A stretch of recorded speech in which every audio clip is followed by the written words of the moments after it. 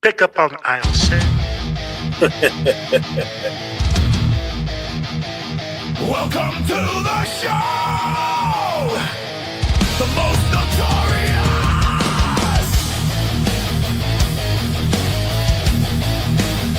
In the heart of the storm, where chaos is the law, a crew stands united.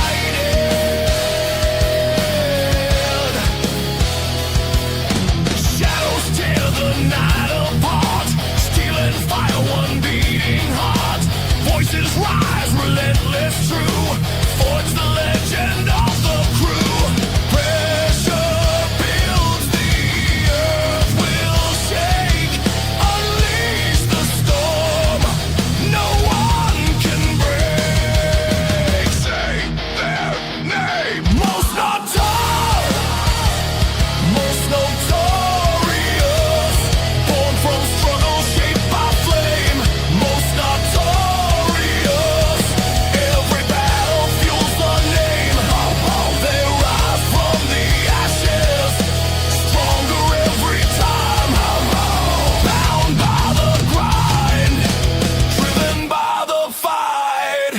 This is the crew. Most notorious.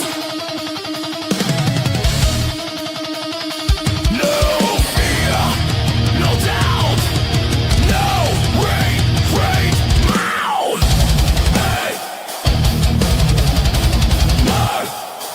Most notorious. Most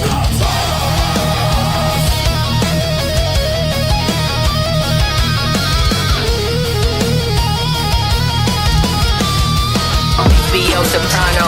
Oh, you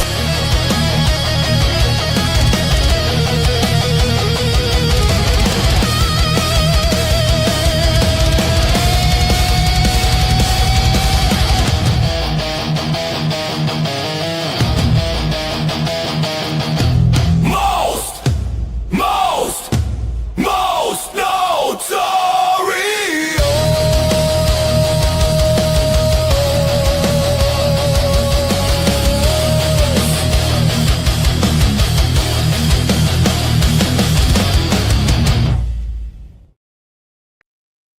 Man, my bust. I thought I fixed it. Way to go, Will. Oh, man.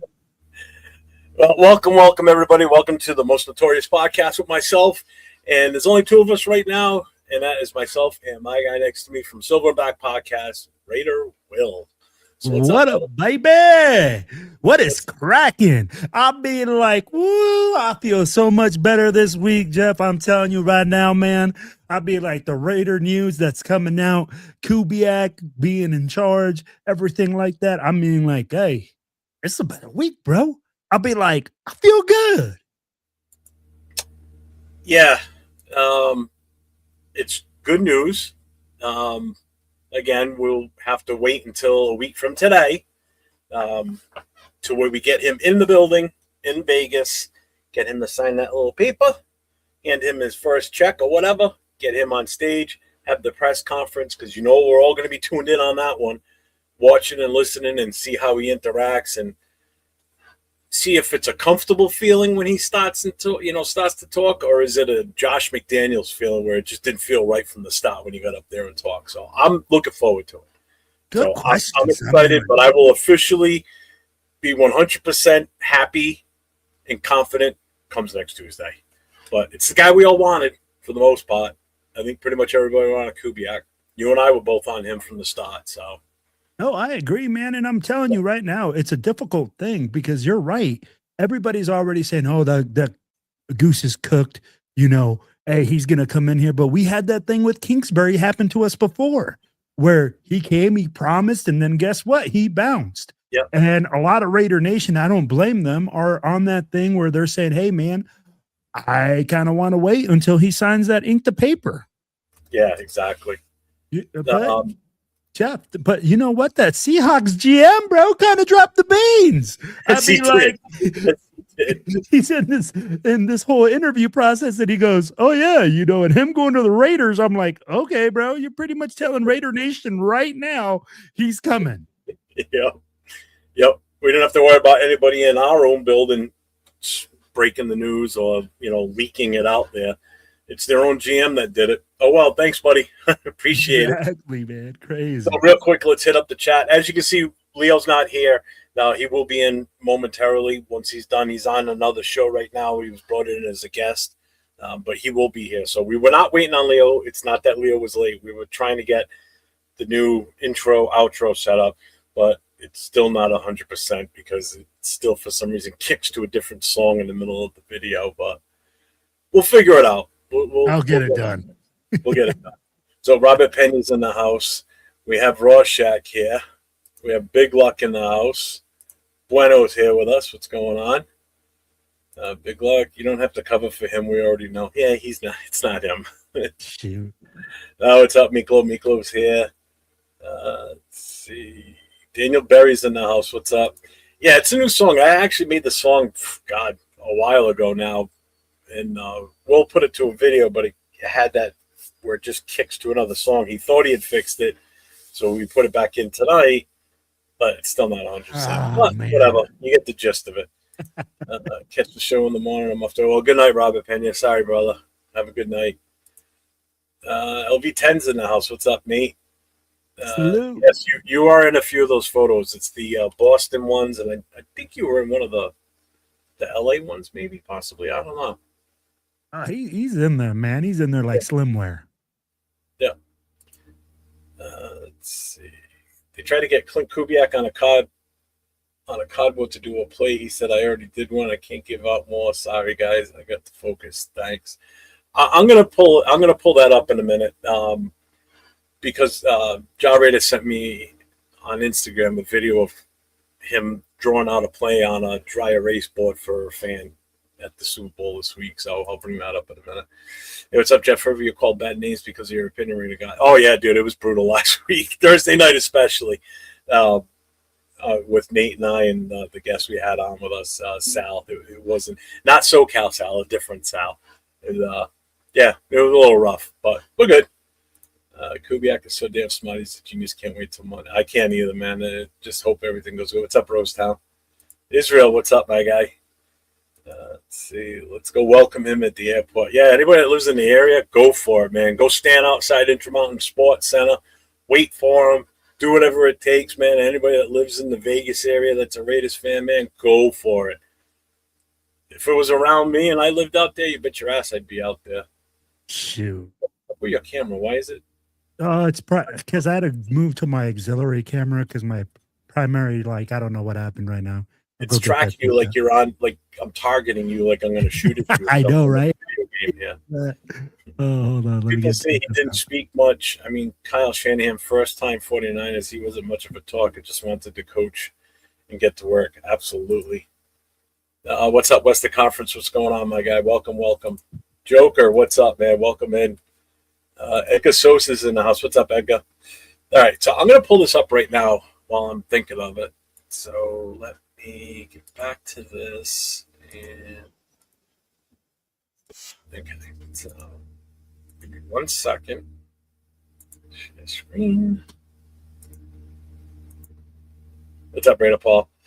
All right, so I'm going to replay this right now. So loosen up.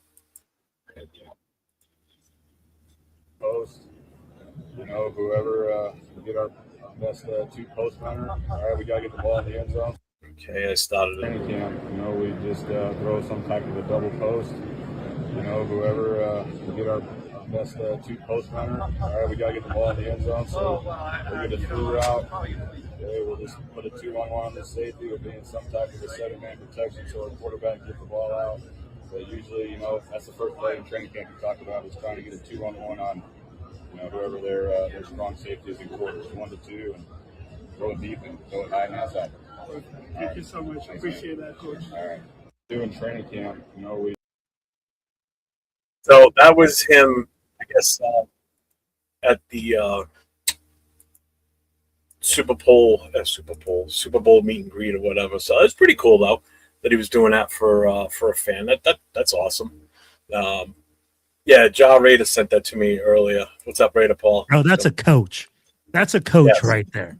I'd be like, that's freaking awesome that he takes the time to have somebody just come up there and just draw up the play for them, explain it to them, Yep. and break it down for them, man. I mean, like, tell me, where else are you going to see that? I don't know at that point, to be honest with you. You know, especially we're talking about a guy that's he's got a big game coming up in a few days. You know, and he's taking time to do shit like that and everything. And you know, I know we were talking because we had our president's meeting tonight for the Black Hole, and we were all kind of just shooting the shit at one point. And I made the comment that I'm like, I feel bad for the guy in a way because every question that seems like he's being asked has to do about us for the most part. He's not getting the chance to really talk his game with Seattle and everything. It's like, to him, and I don't blame him, that's the most important thing for him right now is to go out there, put on a show, get everything right, win that Super Bowl, and then move on. You know, but of course, reporters want to keep asking him about, you know, Raider things. It's like, dude, let the guy concentrate on the Super Bowl. Ask him questions about what's going on this weekend. You'll have plenty of time starting next week to start asking him that stuff. Absolutely. What's the earliest day for the press conference? Technically, the way it works, and I believe it's an actual NFL rule, we cannot, any coach that's coaches in the Super Bowl, like say we hadn't officially even interviewed him yet, we wouldn't be able to talk to him until Tuesday. There's a 1 day grace after the Super Bowl, win or lose, that we have to give them. So basically, we won't have him probably in the building until Tuesday. He might fly to Vegas Monday night and be there first thing Tuesday. Who knows? But we can't do it on Monday. There's that 1 day, like whatever grace period. Plus, I'm sure he may still go back to Seattle for if they win it for their parade and all that shit too. Which I would hope he would enjoy every bit of it. You know. Yeah. But knowing him coming here, he knows he ain't going to see one of them for a little while with this team. So, but that is the goal. You know, let him experience that so he knows what that feels like.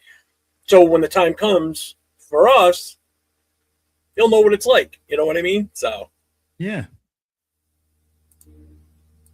Max is in the house. What's up, Max? Max, what up, baby? Silver and black coffee, man. Make sure you guys get some. What's up, Jason? We'll help out. Would you help out? What are you ripping on Will for? He's not doing anything wrong. Oh, man. What's up, Money Chuck? Money Chuck's in the house. He goes, Sandra had a film breakdown on Kubiak's offense today. I'm very encouraged with what I saw. I haven't seen that, so I'll have to look for it then. Me neither, man. Yeah. Teflon Don. Yeah, tell us something we don't know, Don, but we're getting there.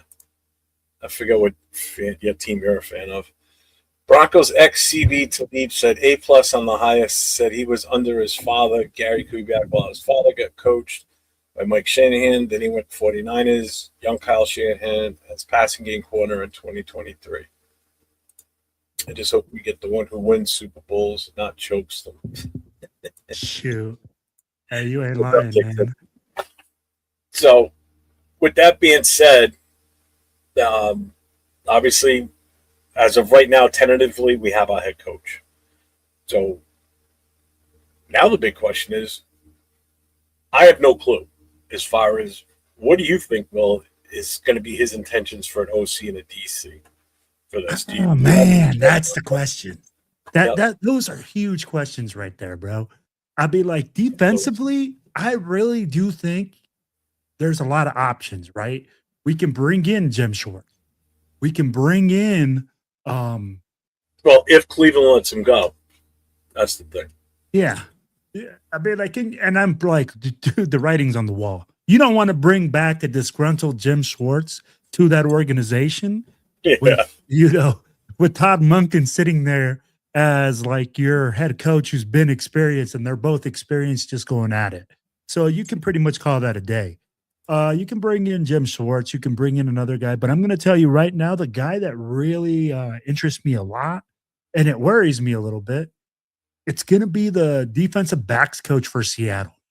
He's been on the hot seat, being talked about a lot, about what he can do, about him making that jump. Now, my thing is this, because Kubiak is going to be a new head coach, I do not want to put him with the seasoned defensive coordinator. The reasons are because it's not because, I don't think it would be a good situation. It's because I think that the defensive coordinator would probably try to push his weight around. I want somewhere where he's going to come in and have command and not worry about all these other things that come with ego and all that. I want him to come in on a clean slate and be able to take control of the team and build his culture. I'll be like, honestly, that's kind of the thing that we need him to do first. I hope we can get Schwartz. I'd be all for that big time. Other than that, I don't know of anybody else, as far as a coordinator that would be a fit. I know some people are still kicking around, Leonard, giving him a shot. He's been here for so long. I'd be like, why not? Right? Why not Leonard, right? Why not this guy that you're like, hey, we're literally saying this guy's worth it. This guy's worth that opportunity. So I'd be like, at the end of the day, if he's the guy, let him be it. But you got to also let him use his scheme. We can't use this whole Pete Carroll defense. And, you got to let the coaches coach. I don't see why not. I'd be like, could you tell me a reason why not give Leonard the opportunity? He's waited his time. I'd be like, the defensive line works. I'd be like, all these other situations work. So at the end of the day, why not? Who's Al Harris? Where's he from? Al Harris, defensive backs. Is that the one from Seattle? Is that the one you were just talking about? No, Al Harris, I believe, is out of he used to be the former Chicago Bear. I don't know where he's at right now, to tell you the truth. Let's see. John Brady says, Tom Monken press conference said it's a bitch to have a conversation with him, but we do not plan to change defensive scheme. Jim Schwartz said, release me, please release me. Release me. I feel bad for the guy who wants to. I don't blame him. The guy's been a head coach before, but you didn't even entertain an interview with them. They just totally just went like, who's that? What? No, get out of here. Exactly. That's that is a bitch move. I've seen more and more people pushing for the Leonard thing too, which, I know I've made the statement where I don't want any coaches left over from this regime. If that's what they decide to do, that's what they decide to do. Nothing I could say is going to change anything, and we'll just have to see what happens. Now, what do you think about offense? Offensively, man, I really thought he was going to bring his brother, right? I'm like, bring Clay. Why not? He's a great option. But right now, man, to be honest, man, I really think he's going to bring his offensive line coach from Seattle. He's going to bring him, and he's going to give him a promotion. You're going to talk to the new offensive line coach and run game coordinator. Give him something like that. Because honestly, let's be real. If Kubiak does bring in an offensive coordinator, it's a puppet. It's a guy that, we gotta keep it in Carroll for sure. But whoever you're gonna bring in is gonna be a puppet, Jeff. It's only gonna be a namesake because he's gonna be calling all the plays. Well, he's gonna be that guy. Well, let me ask you this then. Do you even bother bringing in or hiring an actual offensive coordinator if he's the one as the head coach that's going to be calling all the plays in there? Do you have to name somebody as an offensive coordinator? There's nothing in the rule book that says you have to have an offensive coordinator. You can have your assistant head coach type thing be like by default, give him that title, I guess, but he wouldn't really necessarily be the offense. I don't know how that works. I don't know if you can do that. I think I had said this when we were still thinking before we had even come close to settling or started real serious interviews. I had even made that mention about if we were to bring Robert Sullivan as the head coach, do we need to hire a defensive coordinator when he could, he can handle the defensive side. He just hires somebody on the offensive side as the OC and let them run the offense and just report to him when it comes to big decisions that need to be made type of thing. do we have to hire an OC? You don't have to hire anyone. But here's the thing. It's more of a thing where people do it just because when you become the head coach, you're not just the offensive coordinator, right? You're in charge of so many different pieces that you need somebody there to watch these individual positions and to watch everything else while you're doing other things. I mean, unfortunately, even if you're called the head coach, or the offensive guru or whatever it is, they're not going to be like, "Hey, man, you're still in charge of the whole pig." So at the end of the day, man, that's kind of the thing. You're looking at it and saying, "Hey, he needs somebody to help him out, not because he can't do it, but because it's like, dude, it's a lot of work." I mean, like coaching offense, coaching special teams. He's involved in it all. He is no longer just a coordinator. Never cough of OC. Jesus Christ. Big Luck says, bring in an upcoming player coach for OC since he won't be really doing much else besides learning. Yeah, that's true too, I guess. I'd be like, look at Webb. That's pretty much what you were just saying. He would just be a figurehead in that position, not really the definite decision maker. You know who I would bring in? I would bring in somebody that I would consider like Webb. Okay. A guy that's young, that you want to groom, that you want to bring underneath you.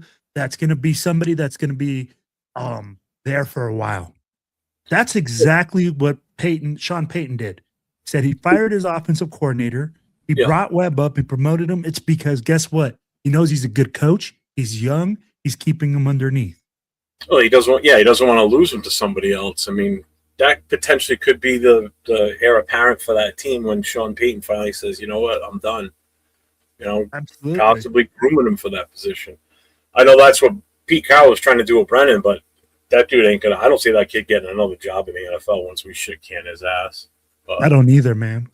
But I got somebody at my door real quick. I'll be right back, guys. Yeah, go ahead. I want to see if the roster or the coaching staff has changed since. So let's see. Yeah, Brennan Carroll's still on the staff. Nate Carroll's still there. The only ones that have been removed has been Pete Carroll and Patrick Graham. Everybody else is still there. Yeah, Rob Leonard's still in there too. Deuce Gruden's still there too. I know everybody wants to fire his ass. What the fuck? No DC. Get over him already. Wow, what's up? What's up, Alec? What's going on, man? D. Mattis, what's up, man? John Benton, please drag Brennan Carroll across the room. Tell him you're fired. Get your bum ass out of here. Again, I still can't believe that guy's even still listed in the coaching staff, that he hasn't been fired. I mean, any one of us working somewhere, you're not doing your job, you get fired. This guy, it's proven that he wasn't doing his job. GM was doing it for him, and he's still employed with the team. I just don't get that. How is that even still a thing? Like, fucking annoying is what it is. But I mean, there's going to be some good decisions coming up. Hopefully, I mean, it's going to start with the coaching now. We've got the head coach. Technically, we've got him. Then we need the OCDC to fill out the rest of his coaching staff, and then we could start kicking right into free agency, what we're looking for. Then we're going to start thinking about the draft and everything. The combines are going to be here before you know it. Last week I went through the important dates for NFL coming up, as far as when the free agency opens, like when we can start actually legally tampering with players, get them to, interviews, potentially sign them to a possible offer sheet and everything. And I've heard there's now talk that Linderbaum doesn't want to go to the Giants now. So where he wants to go, I don't know. I don't know if anything's been said as far as where he wants to go, but that's still my number one get at free agency right now. And then we also have to try and address in free agency at least another offensive lineman, and then we got to start looking at some of the skill positions too. Whether we bring in a free agent, veteran wide receiver to help groom these young wide receivers we have, Are we still going to look for one in the draft? Who knows? Then we got to start looking at what we need to do on defense. Let's see. Jerry said, it kind of surprised me. He's still here. Should be first. He should have been the first one. He should have been fired before Pete Carroll was fired. But I think as long as Pete Carroll was here, they weren't going to fire him.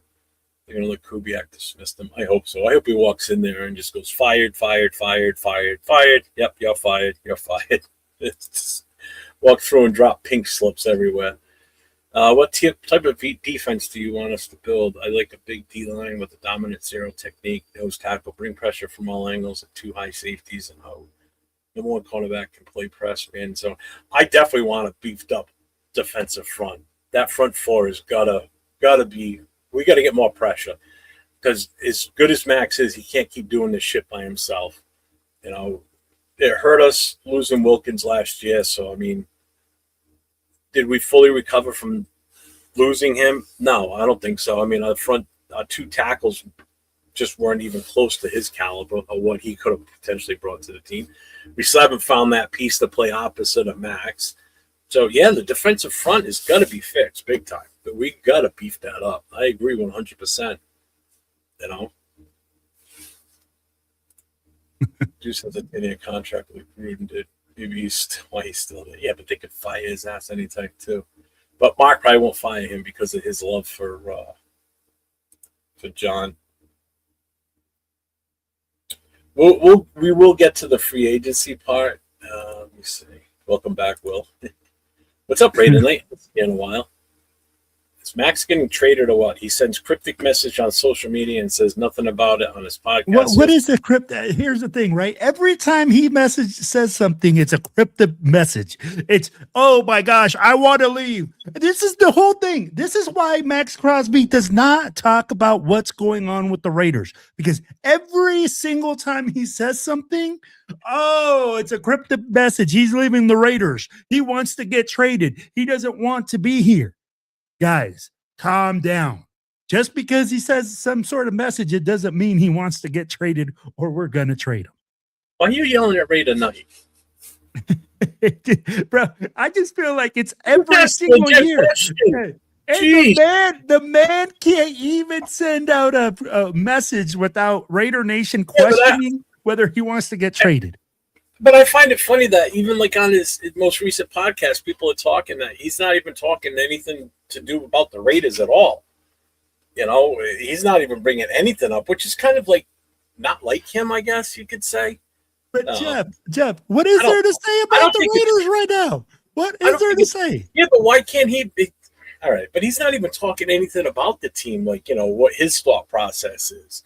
You would expect somebody that's supposedly the face of the team would talk about the Raiders and not so much about I love any you, other bro. stuff. But Jeff, as soon as he starts saying something, people are going to start saying that he's trying to manipulate what coach wants to come in. Why do you keep disappearing? I don't know. This camera's like, oh crap. That camera overheated. I mean, it's a better angle of you. I like it. I don't know. Hold on. I got your back right tonight. Well, stop yelling at the fucking chat. Lewis says I'd focus on Hendrickson, Braden Smith, and Batonio in free agency. Those 3 players would run about 55 to 65 mil. A lot of money. He's got so much. The good thing is they already automatically withhold the X amount from our cap for the rookies. So that's factored in ahead of time, supposedly, if I remember correctly from last season when we were looking at the cap. Yep. Because it's a set amount anyway. So, I mean, they can only make so much. Let's see. We're getting love from Chiefs fans. That's new, saying, damn. That's new, saying, damn, if they did panic, got the right coach. Damn, it sounds like we might got the right coach. What's up, Barney? What's going on? Devontae did the same bullshit and left. Yep. Have you all seen the recent video? Yeah, I did see that with him and Gannon bumping into each other in San Fran. Yeah, that was awesome, man. I just saw that video. He had him out there. He had him out there giving him his cadence and everything on the sidewalk. I feel like, dude, shut up. Leave me alone. The best part was where Rich Gannon goes, "Oh, I thought you were just some fan gonna ask me for an autograph or be like, fuck you, Sanford, go Niners, fuck the Raiders." It's Chucky yelling at him. Oh man. So Arnie asked, "Who's your X factor for the Raiders next season?" And Brock Bowers. Until proven otherwise, Brock Bowers is the X factor because we know what he can do already. Genti, we still don't know his full impact on what he can have for this team. And again, it's not that he doesn't have the talent; it's just we haven't seen it yet because we haven't had the right pieces around him where he can take advantage of his overall talent.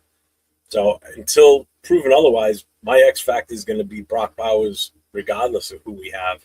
Even if it is Mendoza playing quarterback from week one, he ain't the X factor. Bowers, everything runs through Brock Bowers. Sorry. I mean, like, just looking at it, it's just exactly what you said. And he said X factor. That means this is a guy that's proven, that's come in and already handled business. Yep. Brock Bowers is the only guy that has proven anything on this team besides Max Crosby. So the thing with Max is when PG left to Steelers, he praised Will Howard, the QB who hasn't taken a snap. He given him praise. Huh? Money says, "I'm starting to think Max is staying. I'd be fine with trading him, but I will welcome him staying. That man has been effing loyal through the worst times." Yeah, and it would be nice to get him some help where he could really take advantage of stuff. And again, we haven't had that since he's been here. I'm sorry. We just have not putting a good front four out there with him out there. Agreed. Will hitting the workouts too hard. That's why he keeps disappearing. Yay. What's up, Chris? Make sure you guys get over to Protect the Shield podcast. He goes on with the War Room, which is 805 himself and Severe. If you guys want to see film breakdown on the games, and especially with the college kids, I know they're going to be doing a lot of that before the draft, and digging into like the free agency and probably going through game film on players too. So make sure you definitely get over to those 3 channels and give them a follow. You're welcome, Raider Knight. I got you. Question: would you trade Max for Jets 2 through 16 picks in first round? Hell yeah, I would. 2 first rounders. You got to give me a little. I want a third pick. I want a player. Yeah, you know who you want. Let's see here, from the Jets. Yeah, from the Jets. Yeah, I already know who I want. Who are you taking from the Jets? I want the wide receiver. Oh, you want Wilson? Yep. Garrett Wilson? Yep. I could do that. I could take Garrett Wilson in two. Yep. Yep. It's being wasted over there anyway, man. But they won't do that trade because the only way that would see if they're going to trade for the number 1 spot because they're going to want that quarterback. That's the thing. If they don't want a quarterback, I'd be surprised. I don't think they would take that trade. All they're getting is that one player. You know, they're not getting anything else other than a player. They're not getting a draft pick unless we have to give up some like a later round pick or something. I don't know, but I don't think that would work. I don't think that would work at all. I get the question, but I don't think they would go for that. But I would take it. Trey Tucker breaking out first 1K season this offseason. I don't know about that. I'm still not sold on Tucker. He's hit or miss, man. How much credit do you give Tom Brady so far? Well, we can't give Tom Brady any credit. Tom Brady, hey, he's an absent owner, guys. I'll be like, come on. If we're gonna say, hey, if we're gonna give Tom credit, we gotta also give him criticism. Because if he had anything to do with this hire last year, which they're saying that he hired Chip Kelly, he was the one that Chip Kelly was reporting to. I mean, like, that's exactly what I'm looking at, Jeff. I mean, he hired Chip Kelly last year. I mean, like, he ain't doing a good job. I mean, let's keep it 100. Yep. if I perform or his performance was to be evaluated, I just go like this. That's it, baby. Jetty did some good Raider work this rookie season. No, he definitely did. With how bad we were, I'm impressed that he was able to even do that, to be honest with you. So that's why I said I'm not questioning his ability. It's just that we didn't do much to support him so he could be even better is what I really meant. So I don't question his ability. He's got it. It's He's just a stud. Yeah, we just didn't do enough to help him. That's the problem. And I agree with what Ja Raider said here, too. I mean, I was hoping for at least 10 touchdowns from Bowers this past season, but he did hit 7, so it's 3 more than what he did his rookie year. He only had 4 his rookie year. So he was a little bit more involved on the scoring side of things, which is what you want to see. That's where your tight end's the best use is short yardage, but he tends to extend plays and in the red zone, and I think that's what with Kubiak setting up plays, I think our tight ends are going to be set to shine this coming season, to be honest with you. Especially I agree. Kubiak is a great play caller, and he uses the run game to set up a lot of stuff. I'd be like, they went from having a pass-centric offense to literally running the football and being dominant at that. Yeah, Dixon, you're right. Micah did go for 2 first-round picks, but Micah Parsons is a different player than Max. Sorry. Youth-wise. Yeah, he's younger. Now, granted, he did just blow at his ACL, so who knows how he's going to come back from that. Is he going to come back 100% like he used to be, or is he going to come back like Kuntz, where, he's still not 100%, and he's still a little timid out there? That's the big question is how Micah comes back from that. Well, and everybody's going to expect this top performance, and I'm like, bro, coming back from an injury like that really takes time. Everybody says, oh, yeah, well, this player did it. This player did this. But every player is different. Every player looks differently. And at the end of the day, everybody's different. So I'll be like, is Micah Parsons going to be as explosive as he was before? Is he going to be able to cut? Is he able to be turned? I mean, like, all these questions are going to come into play next year. I wonder if Kubiak will put I don't know. I mean, that's a good question. It really is. It all depends on what he wants to do, looking at free agency for offensive line. If he feels as though this offensive set that we have with the offensive lineman we have now can get the job done with another piece added to it, I don't know. I don't know what type of scheme he's going to run. We have no clue right now. The good thing is for the Raiders right now, because we're hiring a brand new coach again, we get to start OTAs early. We get to start in early April, I think it is. We get to start OTAs. So he'll get in there with the players out there, running drills and such because it's a brand new coach. So we'll have that upper hand.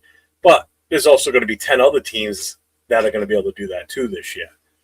So they'll get a jump on who looks like they're ready to go this year based on conditioning and such, and who's going to need some more time.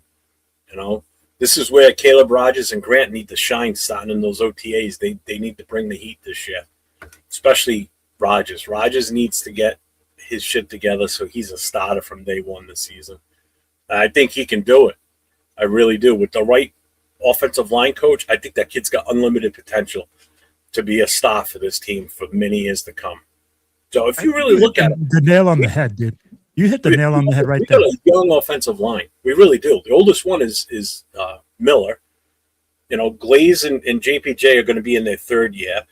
Grant and Rogers are going to be in their 2nd year. So there's 4 guys right there that are fairly new to the game. Mm-hmm. And then whatever we pull in this draft, you bring in another veteran along with Colton Miller. I mean, I don't think we're that far off with the offensive line, to be honest with you. We just need the depth. That's the problem. And depth doesn't mean like Capper and Parham. I mean, we need better than that. I'm sorry. I think you hit the nail on the head at the very beginning. We need coaching. We need guys that are going to go in there and teach these guys and make them better. Mhm. It's not just, hey, guys, I get it. They're in the NFL. They should be good.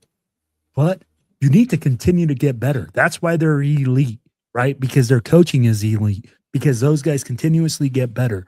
So the first things first, whoever you're bringing in as your O-line coach better be a guy. And I'm pretty sure it's going to be somebody that he trusts, somebody that he believes in, somebody that he's worked in before. And then at the end of the day, what you got to say is, hey, I'm going to bring in this guy. And I'm telling you right now, I agree with you, Jeff. We need depth. We need younger guys. We need pieces on the offensive line in order to solidify those spots so Fernando Mendoza can be successful. And let's be real. Now the Raiders have moved on from, hey, what are we going to do, to how are we going to make Fernando Mendoza successful? I'll be like, right now, if Kubiak has bought into it, right? I'm pretty sure they've talked about it, Jeff. And they've said, hey, I want to ride with, Fernando Mendoza. I want to bring in this guy. I want to bring in that guy. So Johnny Spytek is out there right now doing his research, making sure that if Fernando Mendoza comes here, we got the offensive line to block for him. And we got the right guys in the right position in order to maximize this player coming in. Because if not, Jeff, you and I have talked about this. If we do not address the offensive line, if we keep Brendan Carroll there as the coach, this is going to be a total freaking disaster. We need to be right back where we were last season. Exactly. We need to literally look at the offensive line and say, what are we going to do with this? Do we have the guys to run our offense? Are we a zone running team? Are we a power team? Are we a hybrid team? What guy can do what and where do they fit? I don't care if JPJ plays center. I don't care if he plays guard. I don't care if he plays tackle.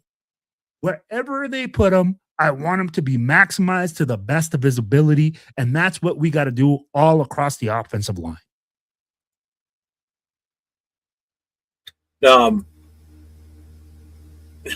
Raider Knight, he wants to know what we think about going after Justin Jefferson. That means we'd have to trade, and that means a first-round pick for him, if not more, because he's not a free agent until 2029, so he's under contract for a while, and his salary is $35 million.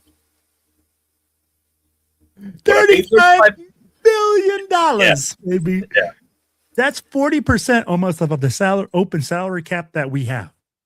Yeah, that's a lot of money. I would love to have Justin Jefferson, but this team is nowhere near ready to have a Justin Jefferson. Just to put it in perspective, Pickens, who's a free agent right now, his market value. So he got paid $1.6 million for his current contract that he just finished, right? Mm-hmm. So his market value right now is $30 million for Pickens. If I had to choose between paying either one of them two, the 30 or 30 plus million, I'm taking Sean Jefferson over the two all day long. But again, you're talking trading for Jefferson, and that's you're giving up a lot for that. That's a lot because he ain't going to come cheap. Nope. And you better hope that we can hopefully renegotiate his contract. But I think that's a little far off from being able to pull off. I don't think that's going to be one that happens. That's a tough one. I mean, and if Jefferson's going to want to come here, here's the thing. Why is Jefferson going to want to come here? Especially not now. Maybe once we start winning and we're showing something, he may want to be like, that may be a different situation, a different story. But, right now, what's he trading off from going from Minnesota to here? We're about equal. Yeah. I'd be like, what are we going to do? Be like, oh, well, we got the great Fernando Mendoza. What's up, who hasn't lunatic? done a damn thing in the NFL. Yep. I'd be like, that's the only sales pitch you got for him. Rorschach says, I don't understand there's been a lot of Brady hate in the chat. Because somebody asked, how much credit do you give Brady? Which I think you started answering too. Because I don't understand the Brady hate. We are a dysfunctional organization, and he brings stability. He's doing everything behind the scenes. He doesn't have to talk about everything he's doing. Well, I would feel more. I would feel more confident with Brady being involved as much as everybody's hoping he can be involved if he didn't have that Fox contract hanging over his head. That limits him. that limits him to how much he can actually interact with our players. That's the problem, you know. But again, and I've said this, I don't know how many times, even if he walks in this room right now, I'd still want to punch him in the face because the hatred for him on a player level, being in New England, still is very high for me. I'm sorry. I just can't stand the guy because of that. Jeff, I'm just going to put it like this. I mean, like, you don't understand the hate for Brady, right? Why do we have a part-time owner making full-time decisions? I'm like, I'm not sitting here hating on him. What I'm saying is I don't like the situation. I don't like that we're sitting here saying that Tom Brady should be excused from this and this and this, and all of a sudden, you know, he's making all these great decisions. I'm like, he made those decisions last year. We've just talked about it. He hired Chip Kelly. Chip Kelly was reporting to Tom Brady.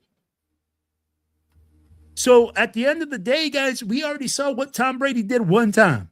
I'm like, right now, this is his 2 times. You know? So at the end of the day, again, I keep going back to it, though, Jeff. I don't want a part-time owner making full-time decisions.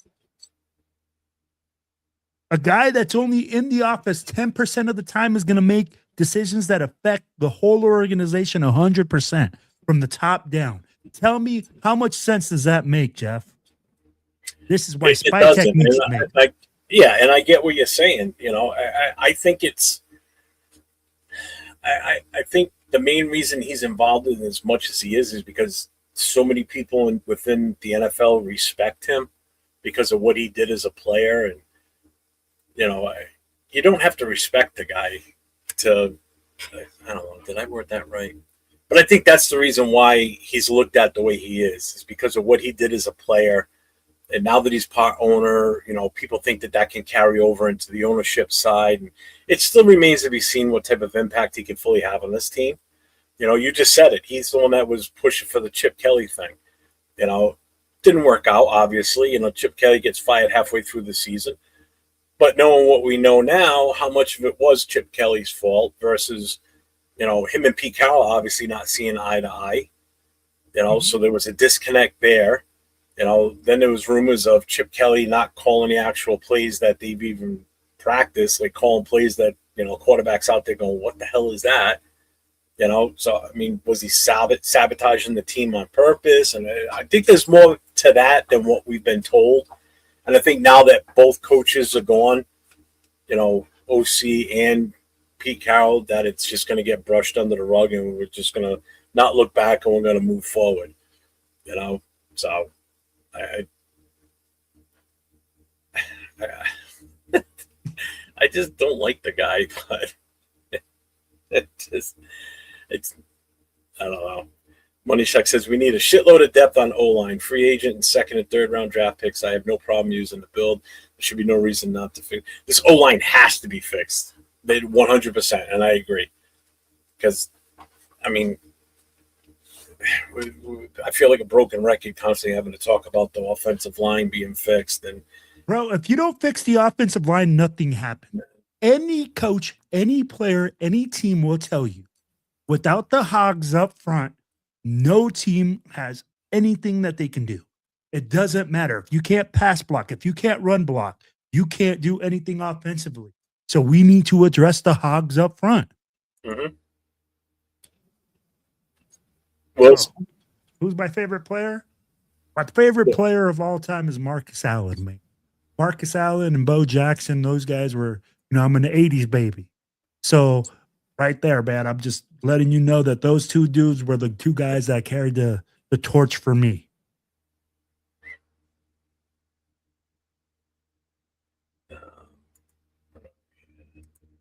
Thanks, Demenis. I appreciate that, man. Tom Brady's doing what is called multitasking. Some people try it. Again, I don't have to know what he said or what he and Spytech are doing every minute. Just get the right people. Exactly. As long as they do, as long as they're showing that they're trying to put the right foot forward for this team, I'm fine with it. And I think the first notch in their cap working together as the two guys that are going to be calling most of the shots by pulling Kubiak in, which, you know, they both had a hand in it. Yeah. You know, Mark Davis obviously was involved in it. He took him out to dinner the other day.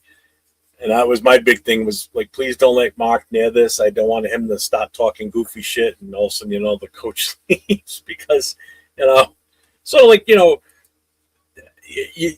how do you say this? Like when your kids were little, it's like you tell them, when we're going somewhere, it's like, don't say anything stupid or silly, and they come in and they start talking goofy and people look at you like, who the fuck's this guy? That's that kind of same thing. It's like you tell Mark before he has his meeting, Tom and Spytech sit down and say, listen, you're going to go talk to him. Just, keep it business only. Don't go all goofy on him and shit. Right. Don't start talking about hairstyles or something.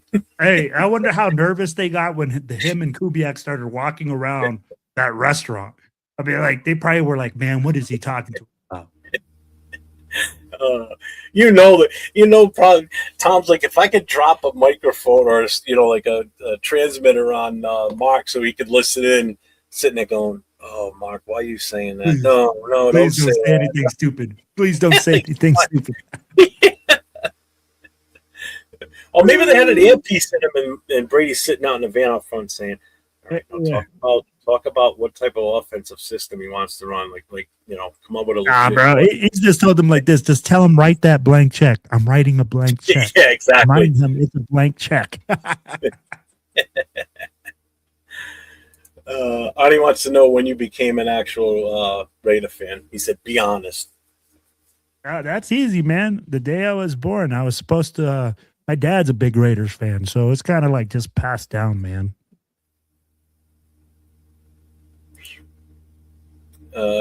Money Chuck says no go on. That's too much, man. Our draft packs are too valuable. Yeah, you're talking at least two picks for him, man. That's a lot. And one of those would have to be the first round of two this year if you're going to do something like that. So any hope of getting Mendoza, you can throw that right out the window if you want to bring Jefferson in. Let's see. Spytech being the GM, and he only runs the big situations when needed. Not everything is going to pan out. That's called life. Nothing is guaranteed. Exactly. What's up, Raider Ryan? Wait. I'll bring that back. It's Spytech being the GM, and he only runs the big situations when needed. Not everything is going to pan out. That's called life, Will. Nothing is guaranteed. No, absolutely. But we can't say that this happened last year. What's up, Elon? Jeff, we talked about that because guess what? Last year, we literally had offensive coordinator reporting to Chip Kelly reporting to Tom. He wasn't reporting to Pete Carroll. That's where I'm just saying, I'm like, man, we can't have that type of situation there. That's where we got to let Spytech be in charge. Everybody should be reporting to each other. The offensive coordinator should have been reporting to the head coach, not to the owner. Makes no sense. It's been on Mark Davis to get someone that has football knowledge because Mark does not. Correct, and he's admitted that himself. Brady, I do not like the guy for decades, but got to respect his football knowledge. Oh yeah, I definitely agree with that. Where is it? Somebody just said that. Yeah, and that's kind of how I'm feeling in a way. Like my dislike for Brady is fading a little bit. If this works out and we start showing that we're on the right path, then it'll get even further and further away from disliking him as much. I'll start to finally get on board with okay. How is this year's draft for O-lineman? I think it's pretty good. There's some good ones out there. I better see some draft picks coming off that board, bro. I'm telling you right now, if I don't see a second rounder being an offensive lineman, I'm questioning some stuff because I think that's something that we have to address, especially if we don't address it in free agency. And it's looking like Tyler Lindenberg is going to go to the Giants. You didn't hear me say that at the beginning? No. There's rumors now that he doesn't want to go there because of the I don't know if it was the O-line coach that Harbaugh's bringing up there or the offensive coordinator. I forget what it was, but supposedly it's scary. Matt Nagy. Matt Nagy's offensive coordinator for the Giants now. Yeah, there's something that came out that he's not wanting to go there because of that. So, interesting. Yep. Let's see. You need to catch up. Jeff, Mark Davis away Keep Mark Davis away. Yeah, definitely. Well, Leo's coming in. Just glad Mark didn't take him to PF Chang's. Yeah. Let's see. Tanner Jackson, outside of Linderbaum and free agency, I'm not impressed with the free agent lines. I like the second round for a right tackle, Max. I don't even know how to pronounce that last name. I'm just going to call him Anchor. From Arizona. Arizona State is big, physical, and athletic. Love the guy. With Will. Marcus Allen is the reason I chose to be a Raider. And Bo Jackson later. Boom. What's up, fellas? Hi. The world famous Chidolinus. I mean, What up, like, what up, people, what up, what if you up? guys want him on your show, make sure to call his agent. He is a You're busy, so stupid. busy man. I'd be What's up, like, Raider? hey, it's like this. Mm. We don't need no coupons here. We got Chidolinus specials lined Oh, up all my. day. Wow. Look at when did he start? Oh my lord. When did he get that voiceover? Oh man. Oh my god. Oh my god. Now, I had to go show some love to my boy Mike and Trey over at the Black Team Podcast. Yeah. Just so you know, I did have you set on Facebook on here, but I had to disconnect it because you were already on Facebook. Oh no worries. You're good, bro. Yeah. All right. So I had to disconnect because it won't run both in two different streams. YouTube you can, which is weird, Right. but Yeah, I noticed that. I was like, oh shit, you can do both. Okay. Yeah. so Jeff, I hate the snowplow guy who cleared the field for the field goal in the Tuck Rule game more than Brady. I think to catch him in the back. I could probably find out who that fucker is too because it's local. Who is that guy? Hey, you find him, Jeff. Nah, You find him. I still gotta hate the refs more for even making that call. You Yes. know? Yeah. Yes. Mhm. And I don't even blame Tom because Tom's not the one who said, "Oh no." Like he was like, "Okay." I mean, in all honesty, if that was Yeah. us, if that was Gannon would sit there and go, "Oh, that wasn't a fumble." No, that Oh was yeah, obviously. and I would expect him to say that because if he came right out in the field, go, "Oh no, that was a fumble," I'd be like, "What the fuck, man? Shut up!" It's You like know? the old school dudes from the Immaculate Deception, right? You ask yeah. any Oakland Raider, they call it Immaculate Deception. Pittsburgh, it's known as the Immaculate Reception. Like, yeah, motherfuckers. Like, yeah. Mm-hmm. Well, that's like there's even one other case with New England because What's that up, wasn't the first time a snowplow's come out and cleared.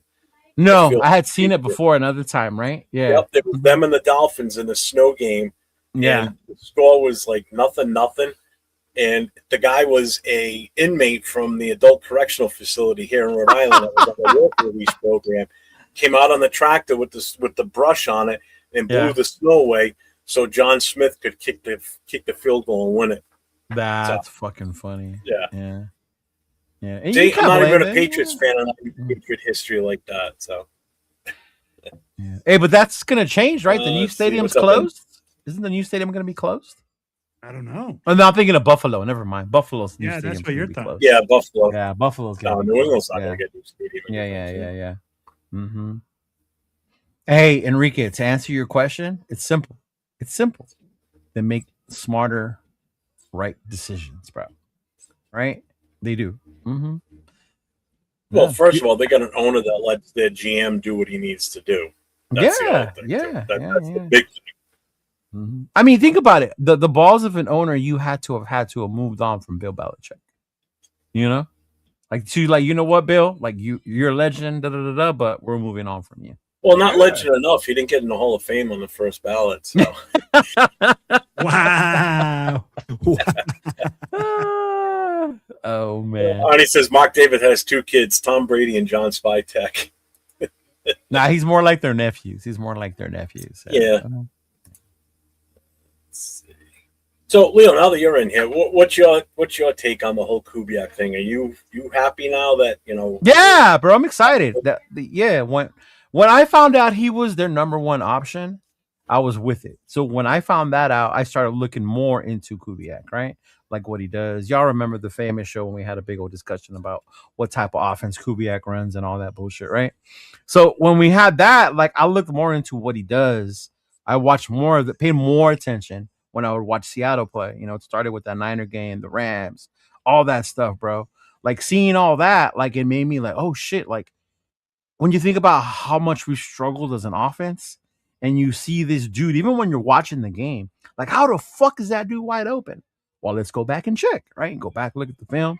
Like, holy shit, the scheme. It's the fucking schemes that he does, how smart he is, how creative he is with these plays.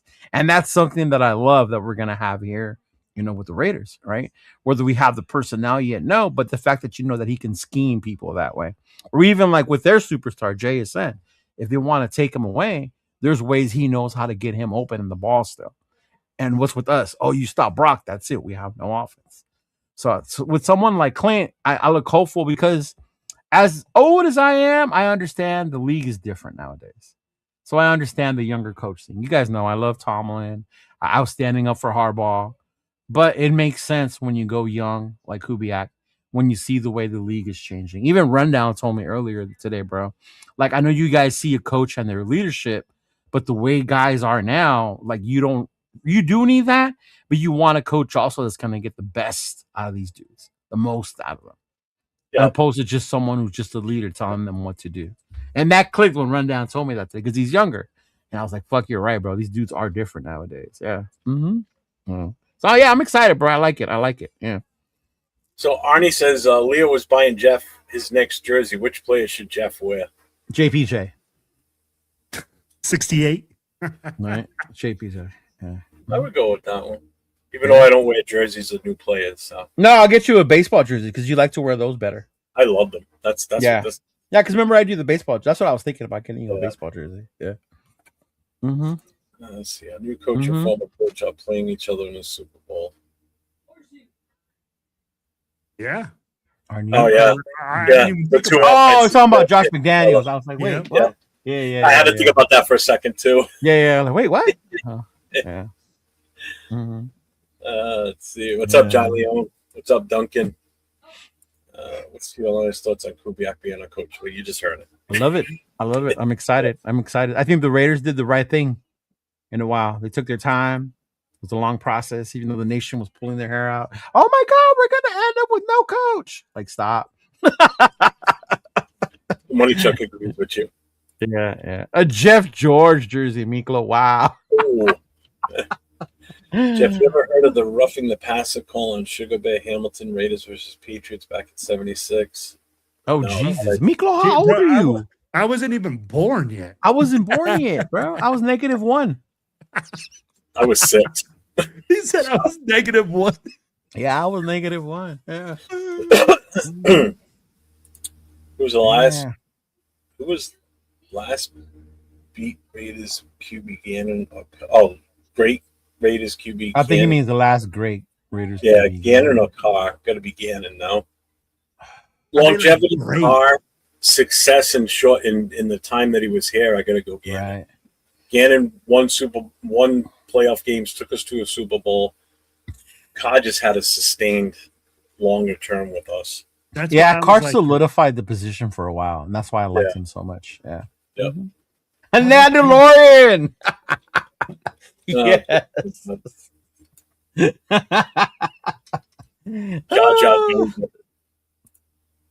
Jeff, Will, Cheeto, would it be wrong to get a customized Raider Brady 12 jersey? I've already seen them, bro, at Allegiant, so go ahead. I've already seen them at Allegiant, bro. Do what you got to do. Hey, fan bro. The way you want to fan.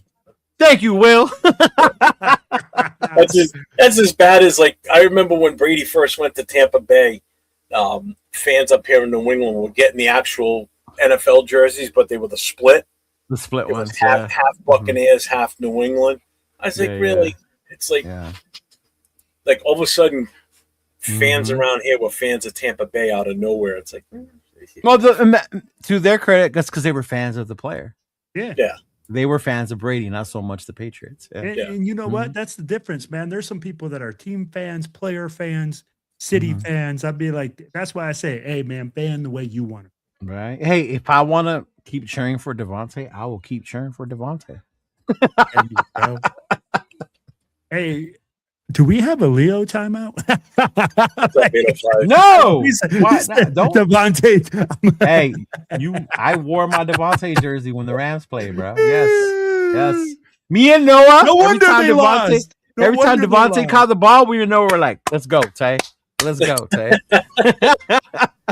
So John Leone says, trade Crosby to the Bears, get DJ Moore and a first rounder and more. See, that's a late pick though in the first round, man. And DJ Moore isn't the guy that he used to be. I mean, he's still to the sting a little bit, but yeah. Mm-hmm. I'll be like, bro, this is where, like I keep saying, I'm like, if you're gonna trade him, get value, get maximum value for him, bro. And they, like we talked about it earlier, if you got the Jets 2 first-round draft picks, Right. you know, you're still gonna ask for a little bit more. Mm-hmm. Oh, Money Chuck, wait till Monday, bro. He says I haven't seen anyone knock the Kubiak higher.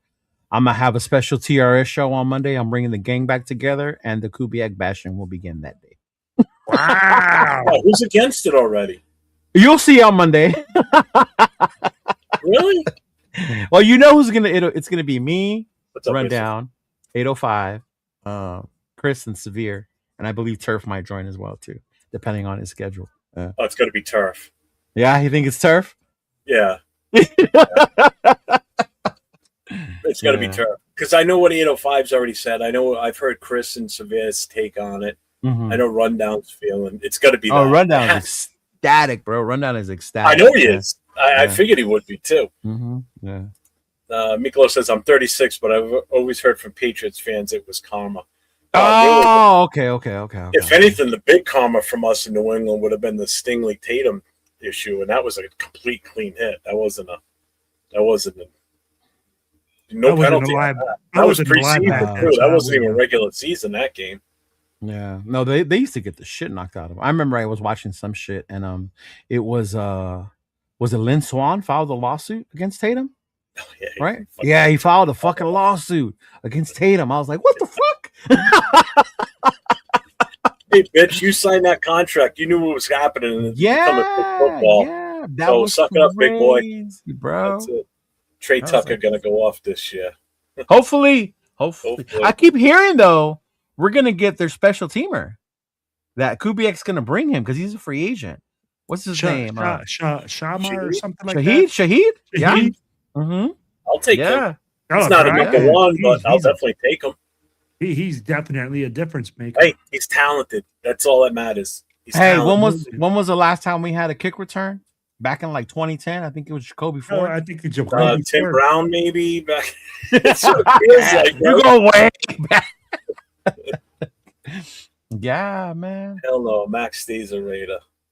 Hey, Could man, be. if the offer's too good, you can't. See, I'm cool with Shaheed, but I don't know if I want Cup. Mm-hmm. Yeah, I don't know if I want Cup. Yeah, I heard somebody. I saw that in the chat today too. Somebody mentioned Cooper Cup. I'm like, Cooper Cup is not going to come. Cooper Cup is back home. I mean, if he does, I think he retires with the Super Bowl if they win. I agree. Right there, Cheeto. He's going to ride off into the sunset, bro. Yeah. Who wants to come back and be like, bro, I just won the Super Bowl, my hometown, with my hometown team. Bro, he's going to be a freaking living legend in his little neighborhood. My most prized possession jersey. Now it's my autographed Tim Brown Notre Dame jersey. I saw that. That is pretty bad. I saw that happen. Before that, I have a Marcus Allen autographed jersey that I got here at they used to have a fan fest down here in the City of Industry. When it's a jersey that brings a tear to your eyes, it's getting signed and you're speechless, then that's your prize. When Cheeto I've seen the video. That's it. That's all I got to say. When Cheeto is speechless, that he didn't know what to say after, that's how much that signature meant right there, baby. Right? I think the Chiefs are still going to decline next year because don't forget, Mahomes ain't coming back at the start of if he makes it back by week 1, I'll be shocked. Well, so you're going to be without Mahomes. You're going to be no, bro. Bieniemy came back. Oh, wow. Okay, Chief. Come on, man. No, I'm telling you, bro. No, he's a good offensive coordinator, but I'm just saying you got to remember what they did when they were together, right? No, but it's not like the Chiefs have took forever to fix something. No, when they got their ass kicked in the Super Bowl, the next year they fixed it. They went back. Remember, so don't think they're gonna decline. They still have 15. They have a couple holes, and you add a weapon. They got a top 10 pick. They got a top 10 pick, but they need offensive linemen because they walked through to Chicago. You got damaged goods at quarterback right now, so you don't know when you're getting him back. But so right now, who's your quarterback? As much as we're saying you can rebuild your O-line in 1 year. What's to say the Chiefs can't do the same? No, I know that. But Yeah. again, their quarterback, that's going to be their Right. problem. That's going to be their No, but once 15 comes back, yeah. And Minshew's not as injured as they said after all. Yeah. but Bro, it's let's still not talk Minshew. about Minshew. I'd be It's like still the Minshew. mustache.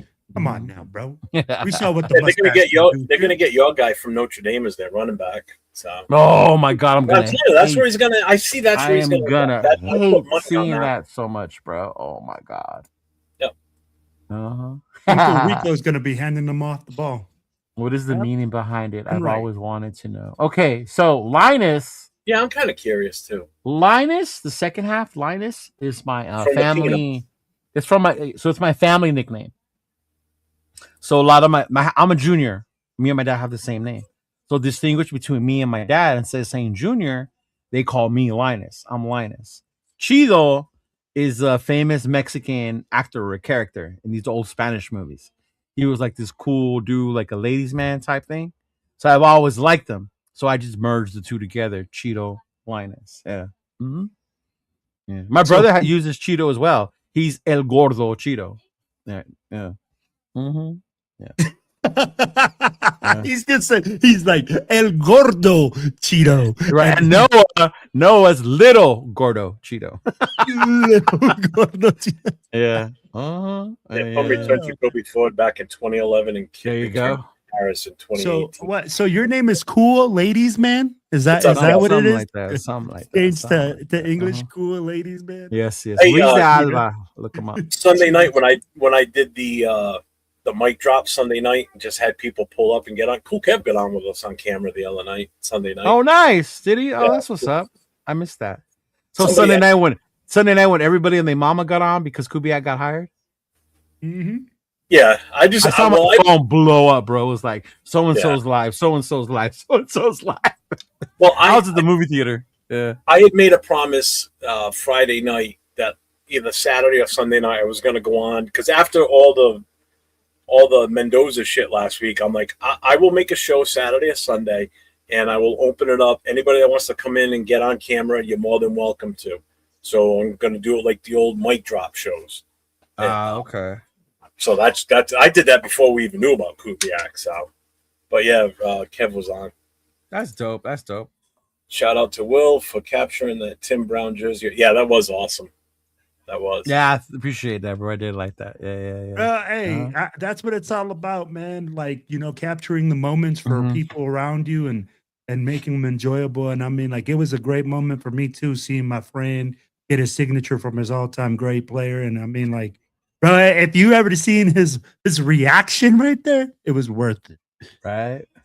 So, Pi says, I'm enjoying being on the same side of Raider Nation. The beer tastes so much better when I get along with everyone. Chris and Severe ain't killing my buzz, damn it.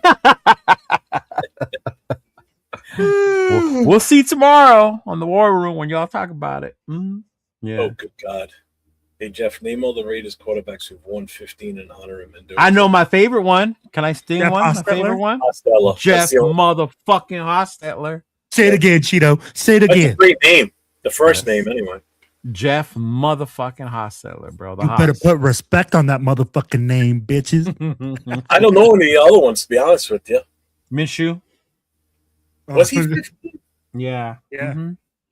I don't know. Was McGloin 15 Blanda. or was Blanda. he 14? I Blanda thought- wasn't 15, was he? I know Vince Evans was 11, so Vince Evans was 11. Yeah. Or, yeah, I think Blanda was 15. Oh, okay. Tom Flores. Tom Flores was 15. Yeah, he as was. well. He was 15. Tom Flores was a 15. Yeah. Mhm. Hostel is the one I remember off the top of my head right away. Yeah, I remember Hostetler because I I saw watched him him play play. in person, Yeah. so I mean, I kind of. Yeah. You What's kinda up, Louis? What's going on, Louis? What's going on, man? Yeah. Mhm. What's up, seventh son? I went to a house party a long time ago where his parents who didn't know about the party came home after the weekend to find their game winning sign Joe Montana. Ooh, that sucks. Bro. Yeah, I would be pissed. Hells no. Bro, That's like whoever did that hated that kid. that would have been like a real life Sandlot, man. Like, fuck. Oh, yeah, bro. I would have rather Man. somebody shit in my And you take bathroom, not it. in the toilet, but on the floor, on the toilet to take that. Right. Oh my Oh, god. bro. Blanda was 16. I thought so. Matt Flynn. That's the one I was Flynn. thinking of. Yeah. McGloin was 14. Okay. Yeah. Mm-hmm. This was the snow plug. I figures Mark Henderson was a convicted burglar on a work release program. Yep. That's wow. Super Bowl. I don't know yet. Speaking of that, let's bring this up real quick because I promised we would bring Oh, this up. Steven. Yes. Sacramento. Yeah. Yes. Yeah. So anybody that's in the Sacramento area this weekend for the big game, they are doing a Shenanigans. party starting at 3 p.m. at Shenanigans. 7431 Madison Ave, Citrus Heights, California. So they will have a DJ. They have food and drinks, raffle at halftime. So if anybody's up in that area, I'm looking at like Jack Kenna, you guys that are usually around there, Sacktown Mike. If you guys don't want to stay home and watch the game, you can go there, hang out. And has Mike made it out to Shenanigans yet? I don't know. I know Jack has. I'm not sure if Mike has or not. Okay. But yeah, just so everybody's aware of this, if you need a confirmation on this again, reach out to any one of the three of us. We have the flyer. We'll send it to you. We'll give you the info if you need it again. Yes, sir. This Sunday, they are a at great 3 bunch of people. Yeah, it's awesome, man. They are a great bunch of people. So much fun. If you go, you got to party with Carmen. Got to party with fucking Carmen. Shout out to my homegirl Carmen. There's a video of me and Carmen getting down last year in their Northern barbecue. Yes. Is there ever not a picture of you getting down, bro? You get down everywhere. Because I feel the music. Pickett was 15 too. That's right. Yeah, Pickett was 15. Yeah. I'm sure there'll be a video of me getting down this weekend. Oh, hey, show us that shirt now, Cheeto. Oh, look at this. He got his Benito Bowl shirts. Mm-hmm. Yes, sir. Jeff Hit me up if you want your Bad Bunny Super Bowl t-shirts. Yes, sir. I let them know. Where can they get them, Cheeto? You can hit me up on Instagram, y'all. Hit me up on Instagram or Facebook. Get your Benito Bowl t-shirts. Show us one more time, Cheeto. Show us one more time, baby. Yeah. There we go. Benito Bowl shirts, man, for my boy Chidolinus. Make sure you hit him up, man. Support the fam, baby. Yeah. That's a sports bar. Who's Sam Darnold's grandfather? That's I'm looking it up right now because now I'm curious. Okay. I can't wait.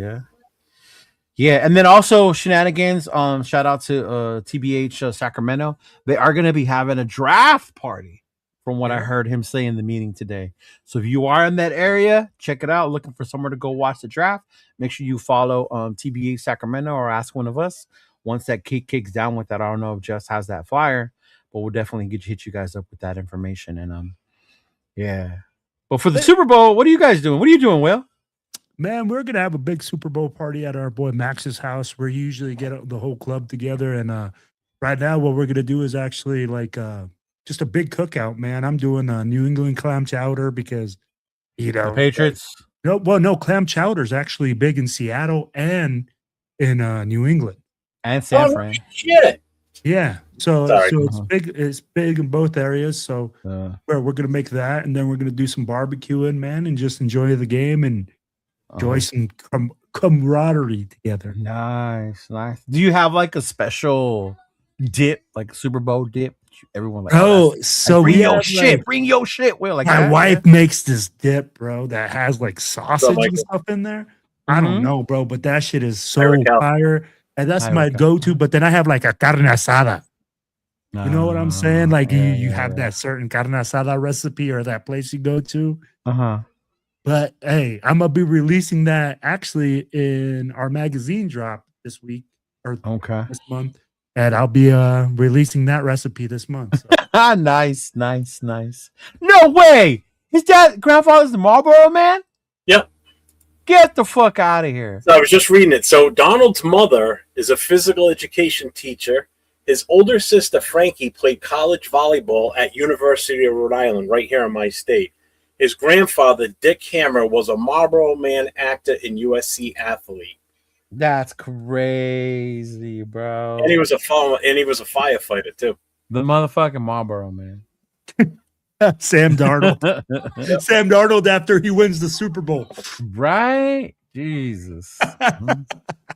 So Too bad smoking's frowned upon nowadays, because Marlboro would have had a ball with this. As far as advertising goes. Yeah. Oh, bro. Sam Darnold would probably be throwing a pass with a cigarette in his mouth. Right? as an actor, he played Captain Richard Dick Hammer in the television series Emergency, which I grew up watching. But left the show during the 1972 season, the first season, after 10 episodes. He returned to firefighting. 1972 season. Yep, he returned to firefighting up until his retirement in '83, during which he became one of the many actors who portrayed the Marlboro Man in print advertisements in the '70s. That's crazy. Wow. That's the old Marlboro Man you used to see in the magazines. Yeah. Wow, Donald's sister Frankie is a record holder for the URI women's volleyball team. So his family's full of athletes, bro. Pretty much, Dick Hammer does sound like a porn name, like Dirk Deal. Yes, Dirk does. Yeah, It does. Question, here it is. Jeff, Will, Leo, who are you going for? Are you going for Seattle or the Patriots? No, I'm going for the Sea Chickens, man. I cannot do this whole thing of going for the Patriots. But they're in the same conference. I'm like, hey, go Sea Chickens. I am cheering for my numbers to hit. Yes, cheering for my numbers to hit. Yes. Go Raiders. I want to see a good game, but I told you all yesterday, I do think New England's going to win, and I'm going to hit up Chona on Thursday, send him money, and he's going to put money on New England to win this game. Yeah. Yeah. Wow. I'm not cheering for them, but I think they're going to fucking win. Why are you wasting money putting it down on them? They're not going to win. Because I think they're going to win. Yeah, they're not going to win, bro. Just don't you know when you're unemployed, you have money to burn? What are you talking about, bro? I see you on every show now.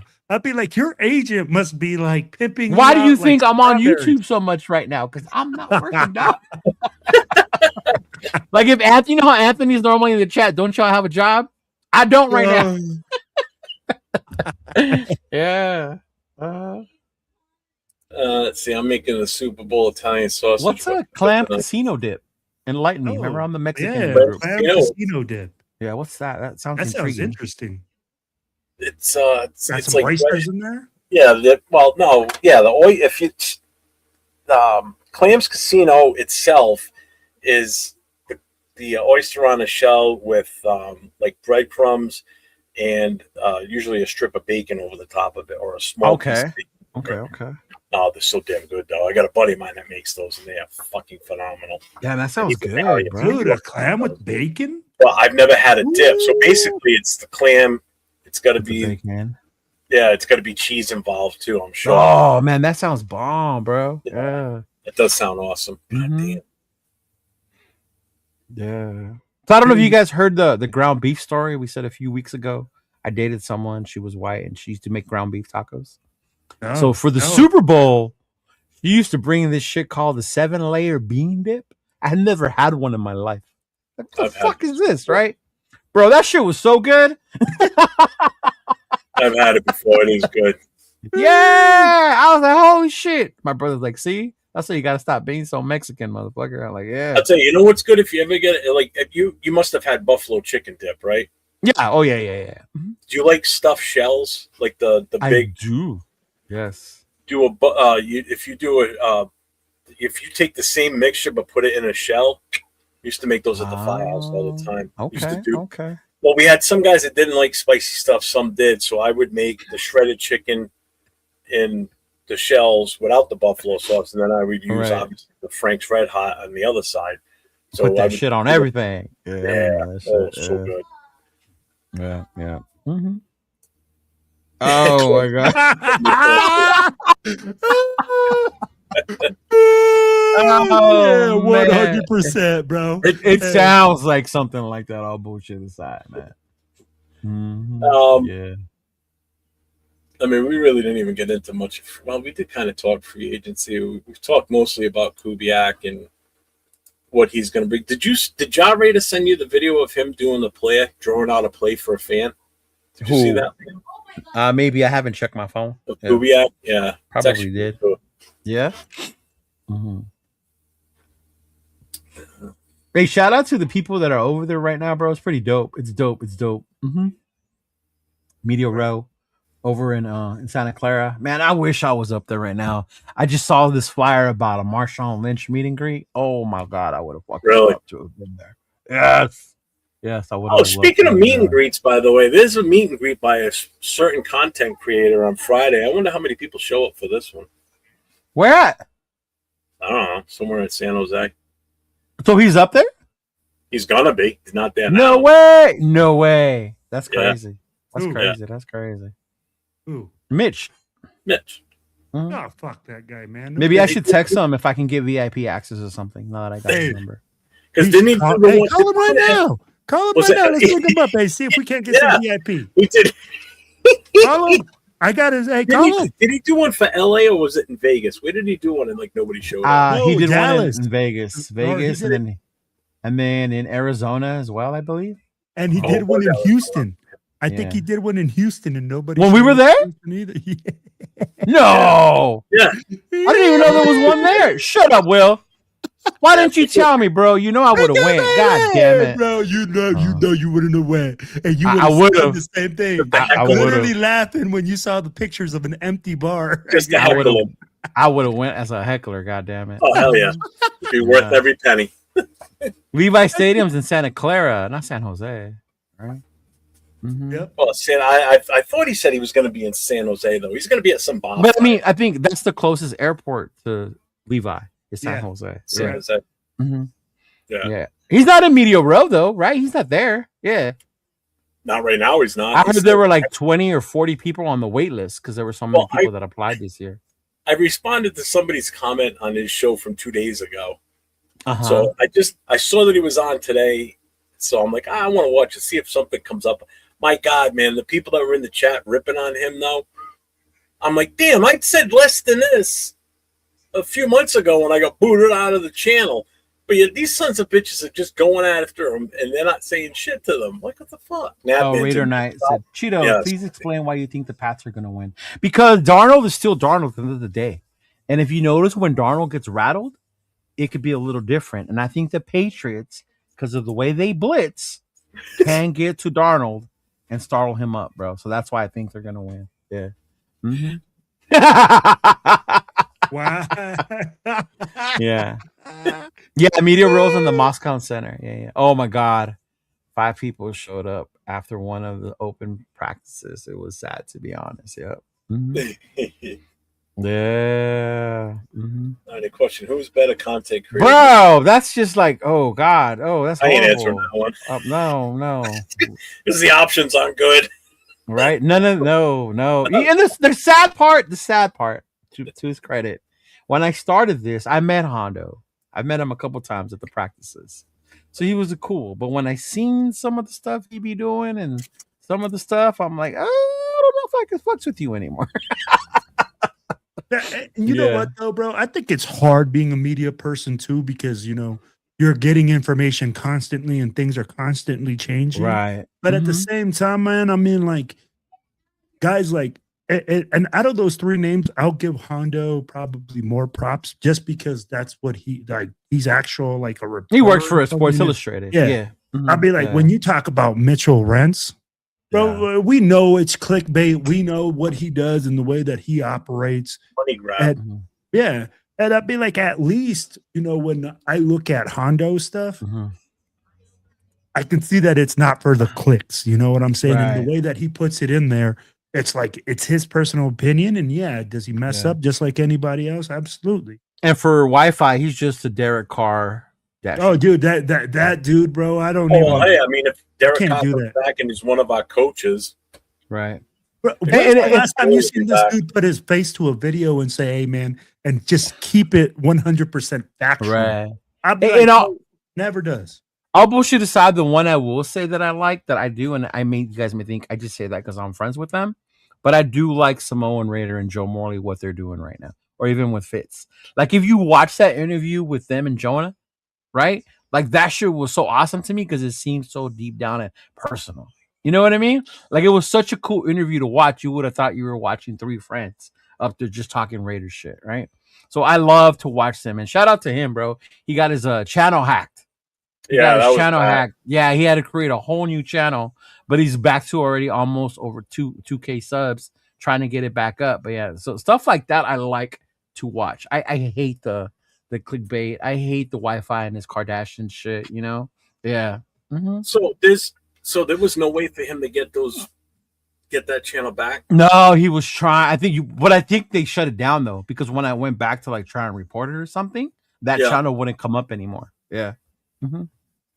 Samoan Raider got hacked. Some Bitcoin thing took it over, and they were I got a notification like something about Bitcoin. I was like, what the fuck? Well, I saw it on my list on on the YouTube channel. I saw he was live. Mm-hmm. But then I saw the orange logo. I'm like, what the fuck is that? So I clicked on it, and I'm watching this. I'm like, is he getting? I thought he was getting like a like they were sponsoring him or something at first. That's what I thought. Yeah. Uh-huh. And then I'm like, 50-something, 2,000 people watching this right this second. I'm like, no, this is bullshit. This can't be for real. And that's when I asked in the chat, and that's when Jay said he got hacked. I'm like, he got hacked. Mm-hmm. It happened over the weekend. Because what was he at? What was he at? Like 20-something thousand? I can't remember the number. He was up there. Yeah, he was up there. In the 20s, I believe. That sucked, man. Mm-hmm. All that hard work too. Oh, that would crush. I mean, I'm only at like 2,300 something or what. That would crush me if that ever happened. To have to restart all over again. Yeah. Mm-hmm. But I mean, I like their interviews. I love when they interview players, bro. I really do. It's cool. I like watching it. Mm-hmm. Well, I like the setup they do it in though too. They're in an actual like. I'm not gonna lie to you, and I get why this fool likes fucking with me about calling me celebrity in Hollywood. It hits a little different. Yeah, when you're in the studio, it really does. It really does, bro. It's so much fun, bro. When you do it, I think the environment is different, right? Because you're like right across from each other, and you're able to interact and read body language and stuff like that, and it's a different, more relaxed atmosphere too. Yeah, I'll be like, at the end of the day, bro, like what it is, a podcast is a conversation, right? Right. But conversations are always better in person than when they are on the phone. Yeah, that's true, because you could go off of each other and shit like that. Yeah. Yeah. You had 100K, John? Damn, that's crazy. Did he? That's crazy. I don't think he was that high. No, I thought he had like 55 though. I don't think he was. I mean, either way, it was all the way up there. Yeah. Mm-hmm. It was. It's a huge number either way. Yeah. So if those of you who haven't gone back to go follow his new channel, make sure you go back and follow his new channel. This right here. 100%. Hey, guaranteed, bro. And you can put my name on it and stamp it. It is guaranteed. That Smoke a poll for a super chat. Bang. Well, when I started watching it today, when his show started off, that's exactly what he said at the start. He goes, if you want to get your chat posted, send us, do it as a super chat. Other than that, it's not going to make it on the screen. I'm like, that's like a big fuck you to everybody else. That's just, and it's not even like he's the one putting them up. It's the guy sitting in the back that's doing it. The other people I like is Murph, Raider Fan Radio. Murph. I like Murph. I love Murph. I got to meet him in person 2 years ago. Yeah, him and Michelle. I got to meet them in person in Vegas. So they're cool as fuck. Yeah. Mm-hmm. Yeah. Damn, Arnie, how you gonna leave off Josh Jacobs when you bring up that question? Eesh. Or Ashton Genty. Stop. Oh, Stop. Come on, bro. We're having a good time, Jeffrey. Stop. Stop. No. That's better. I like that. Damn, you got more than one hat now? Yeah. Man, check you out. Oh, man. Well, I got this one. This is the LV one. How Pretty far soon he's going to start pulling the man? Cheeto where he has 3 or 4 hats for one day. I remember when he used to just wear beanies, yo. That's all he would wear is beanies. Well, I liked wearing the other baseball hat, but it was the Booster Club one. I can't wear that. No, I get you. I like that one. D-Menace, bro. Someone say bowl. Shout out to my boy D-Menace. He came by the pad today. He picked up his Bad Bunny shirt today from my house, man. Yeah. Always cool to see him. Man. Eesh. Oh my god, Raider Fan Radio is legit. It's cool. It's cool. Do you guys listen to Silver and Black today with Yeah. Mo Moten and Scott Gully? Cole Branson? Scott Gully? Yep. Yeah. Mhm. Yep. You don't listen to them, Jeff? Yeah. They have a lot of characters that come on and do like the call-in. Yeah. Mhm. There's very few. I mean, I watch certain people Yeah. like on YouTube. Yeah, I don't. Mhm.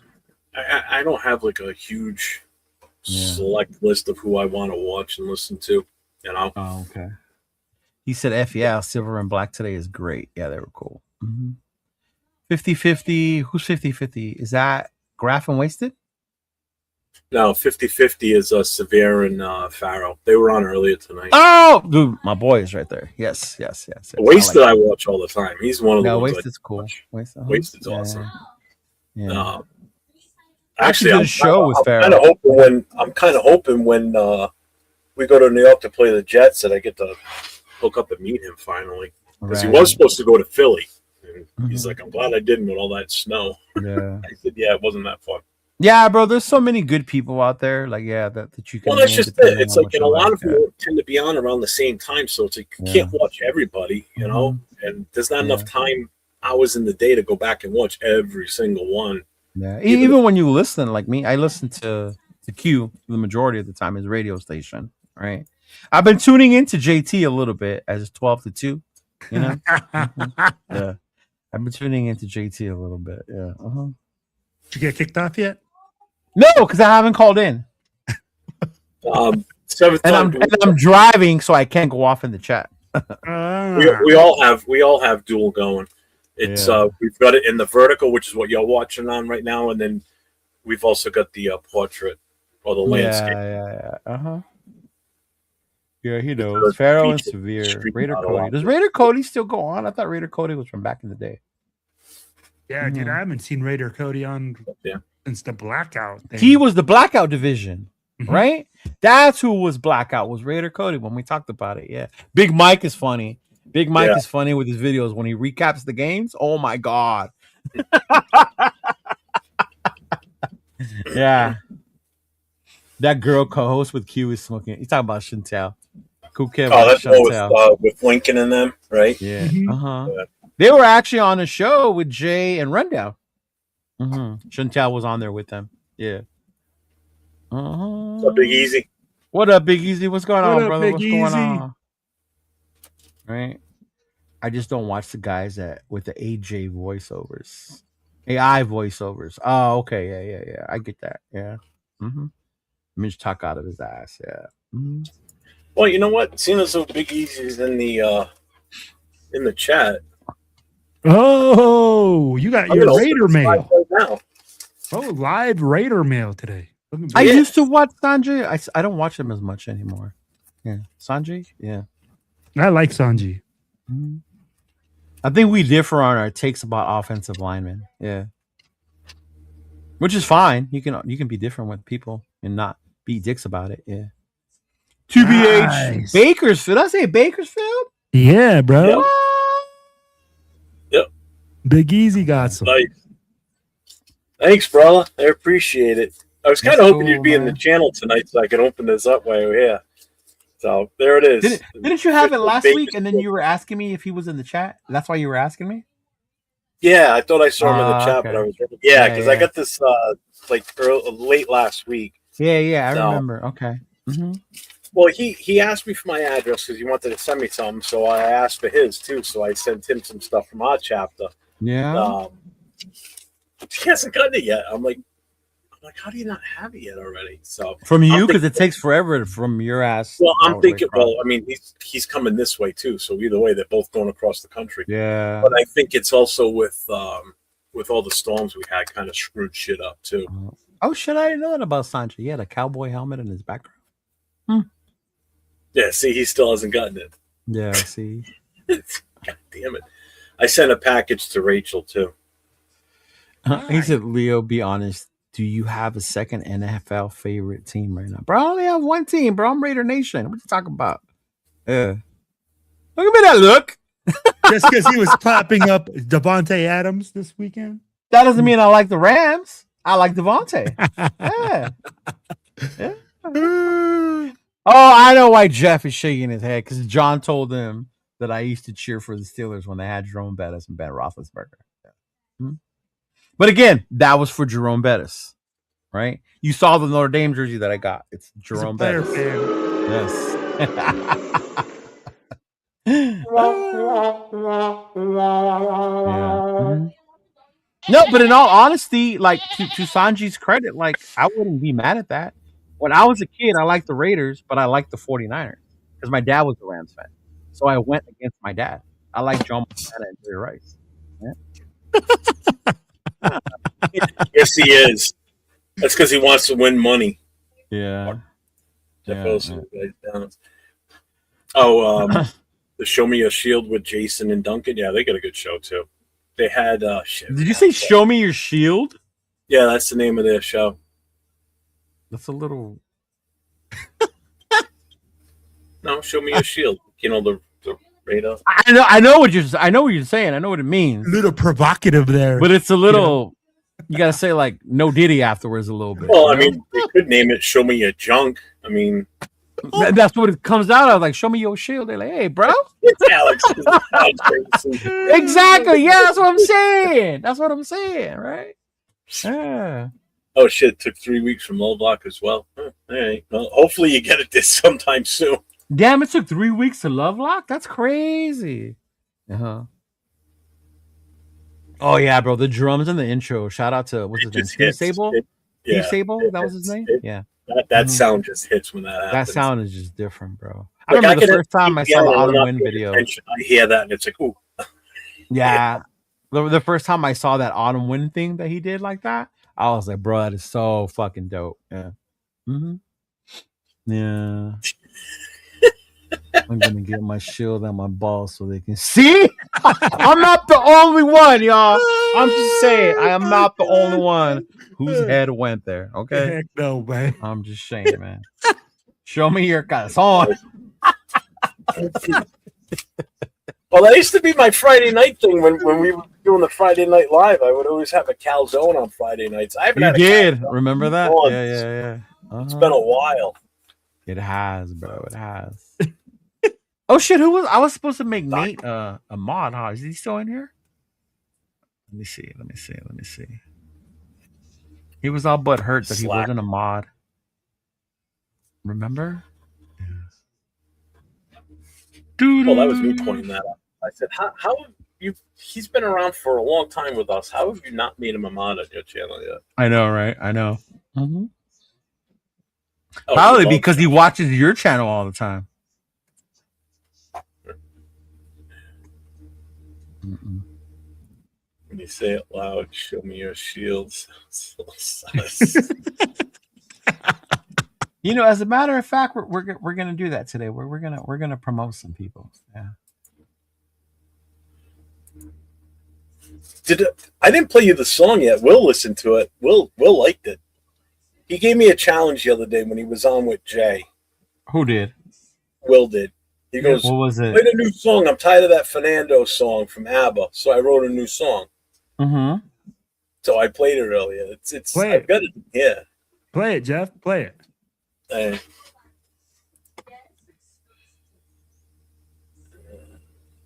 They said the Raiders were finished. They said the future was lost. But every era gets a moment. Every franchise gets a name. Silver and black been bleeding for years. Draft nights heavy, full of doubts and fears. New regime, new vision, time to ascend. Need a leader, not just another trend. Pressure on the shoulders, lights on bright. Whole damn league watching draft night. Not a promise, not a wish, not a lie. This is where legends rise. When the pocket's collapsing, when the noise gets loud, that's when leaders separate from the crowd.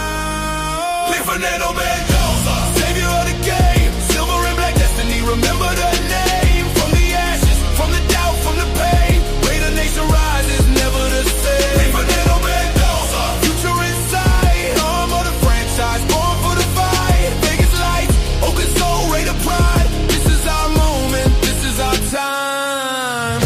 Not just talent,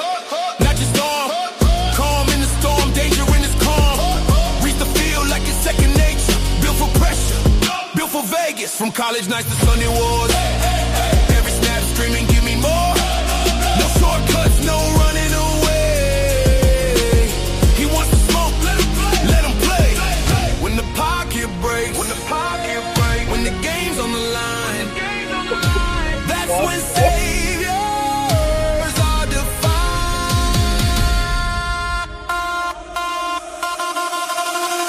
Fernando Mendoza, savior of the game, silver and black destiny. Remember Oh my God. from the ashes, from the doubt, from the pain. Way the nation rises, never the same. Fernando Mendoza, lead us forward. Built for this moment, fully armored. Past is gone, future's alive.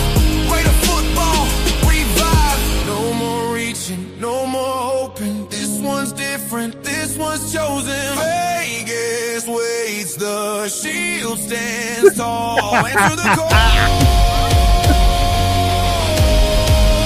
Answer the call.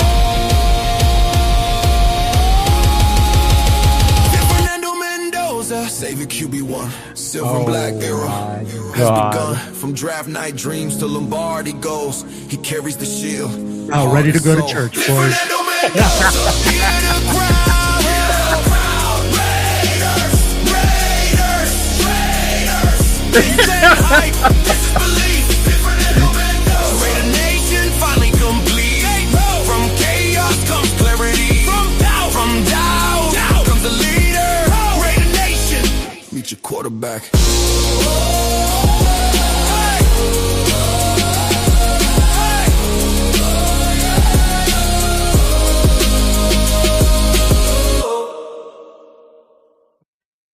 Okay. Two things. You saw what I put in the chat. That's my initial thought. But I'm kind of glad you made that because I'm gonna need you to send that to me Oh Yeah. man, here we because go. I'm gonna use that song. I'm gonna use that song instead of the ABBA one for what I'm gonna put out. So, yes, please. Okay. I did make a spoof song too, though, where Did it rips you? on it. Oh yeah, Oh, okay. Yeah. it's a whole sheep themed song where they call him Badoza, like Do it. Badoza. Play it. Wow. Wait, let's read the comments first. Let's read the comments. Yeah. Yeah, you do that. I'm fire, gonna man. pull the other song up. Hey, first and foremost, is everything okay with Chris? I don't know what he said. I hope. Yes, Chris- he is. He's fine. His one of his aunts passed away. Oh no. Okay. So he had to go to. He's in Vegas right now. I think. I don't know if he's back home yet or not. He had to go Okay. down there to straighten out the estate and everything. Okay. He's fine. He's feeling better, and so he should be Okay, back cool. doing shows again fairly soon. So Nice. Where's the flag? Says it's fire. Edgar thinks it's fire. Hey, shout out to Ernie. He said Q Myers number 1, Hondo number 2, Budo Raiders number 3. That's what's up. You got a Grammy right there, right? Oh He said, damn.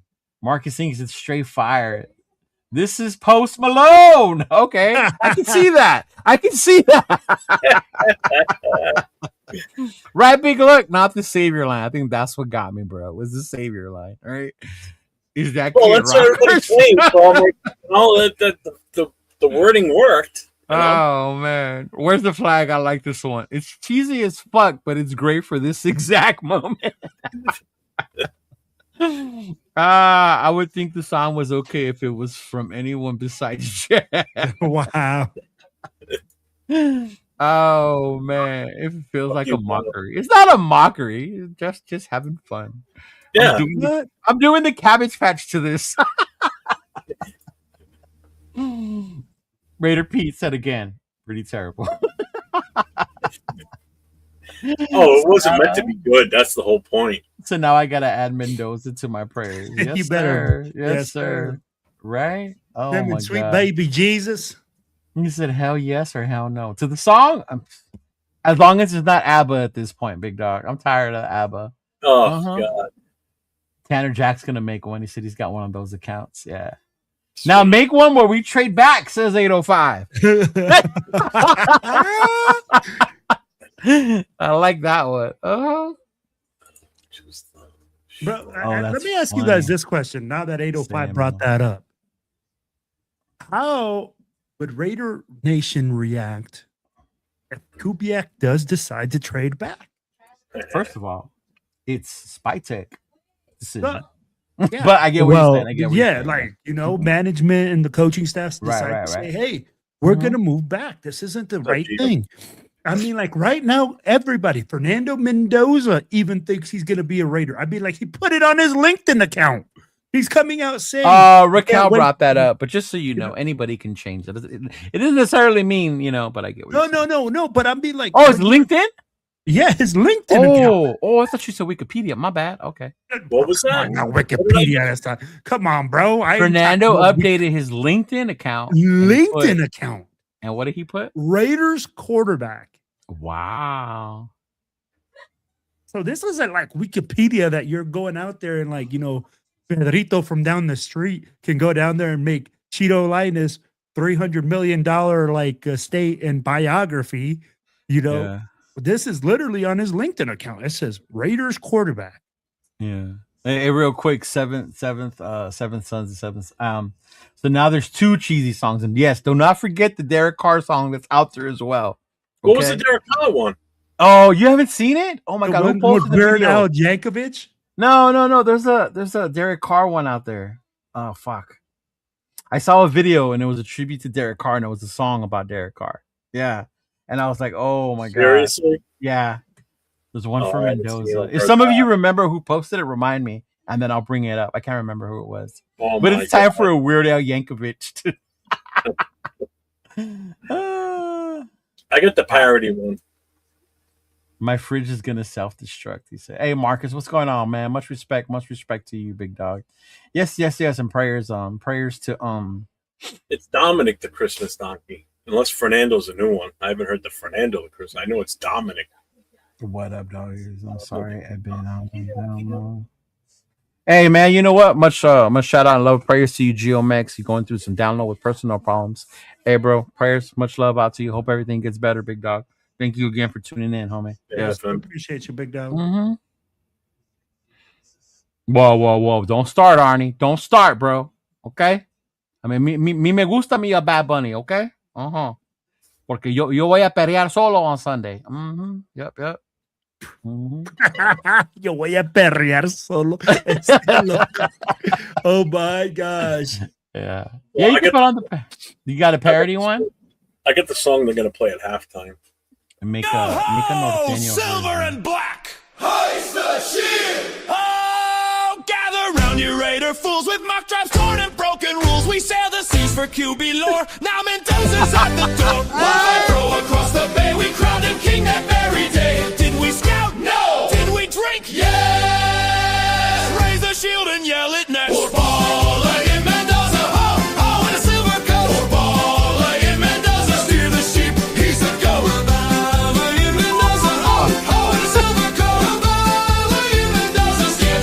He's a goat. Riders, spill your drink. If he fails, we'll blame the sick. Kubiak charts the battle plan, but we just sing and slam our cans. If he throws 5 picks in a row, we'll still chant. Let him grow. Goodbye. QB savior of the 7 seas. Till next draft night with me. Yeah. Was he the answer? Maybe. Were we sheep?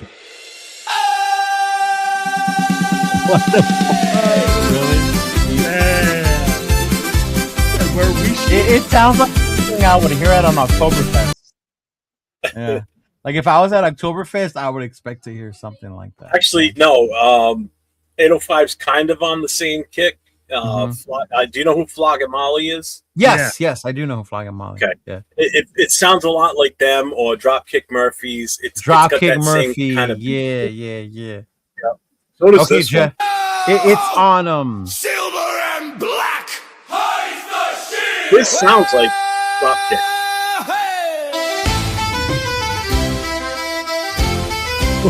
But he has 2 songs. Silver and black, hoist the shield.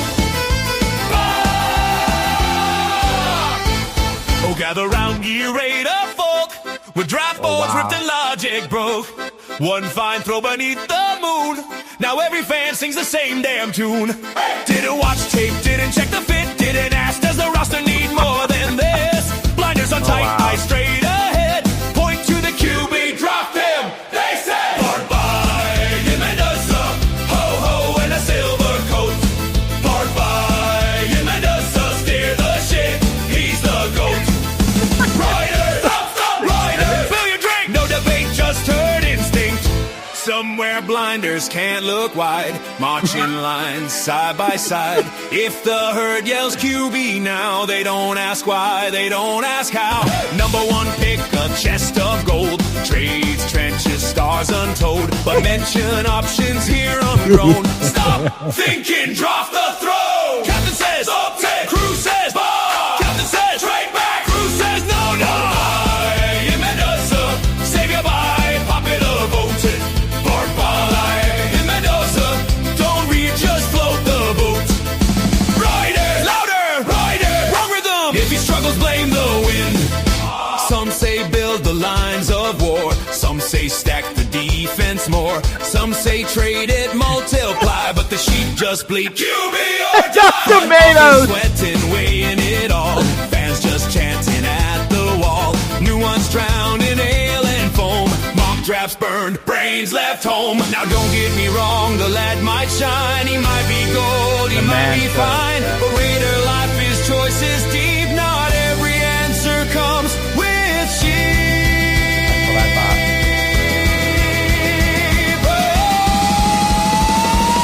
Board by, but I like. Follow the herd and never leave. Board by, but I like. Into next year we'll all repeat. Raider, stop, Raider. Table smash. Number one pick, spin the map. Was Mendoza the savior? Maybe. Were we sheep? Absolutely. Will we do it again next year? Goodbye. Goodbye.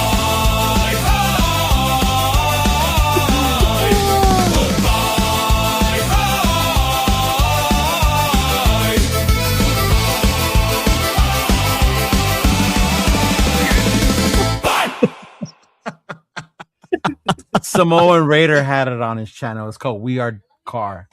That's the song I was. Is that what it telling is? you about. Oh, he probably We doesn't Are have Car. it. Yeah. But it was on the homegrown, the one with him and his brother. It was on their podcast. His brother played it for him. Yeah.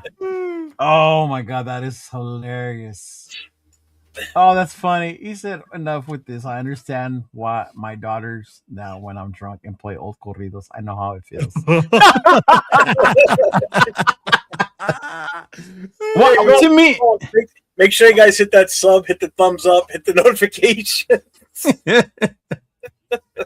oh man, I felt like it was the last one. I felt like it was something out of High School Musical, bro. Like, oh my god, it was like, yeah. Oh, good lord. Oh my god. Oh, there you go. He sent it to me. Let me see if I can pull it up. Thank you, Dennis. Thank you. He did send it to me. Hang on. Rest in peace, Tia. I'll be in LA next week to celebrate my Tia's life in West Covina. Santos, keep them in your prayer. Well, I'm sorry to hear that. Oh, man. for real, brother. Yeah, it's Gio. Let me know. Hey, let me know if you're gonna be down here, bro. If there's anything I could help out with, bro. Gio, I'm not that far from West Covina, dog. I'm in Pomona, so yeah. Mm-hmm. Oh man, we went from Too Short to Celtic Valley. Oh man, is this Will's workout song? Hey, bro, you know it, bro. I'd be getting my pump on to. Oh my god, you want to join Death Raider Records? Oh my god. Hey, I was challenged to do it, so I did it. So Will said, make a song. So I said, okay. You did? Oh man, this is the shenanigans you guys come up with when I'm gone. Yeah, Huh? all the time. Hey, that's what happens, bro. Oh, Boss my is away, Lord. the mice will play. I see that. But here it is, Jeff. You ready? All right. Oh, we're gonna get demonetized on this one. I could see. No, we'll just remove it afterwards. Oh. All right. Yeah. We'll take it off after. Do do do do do do do.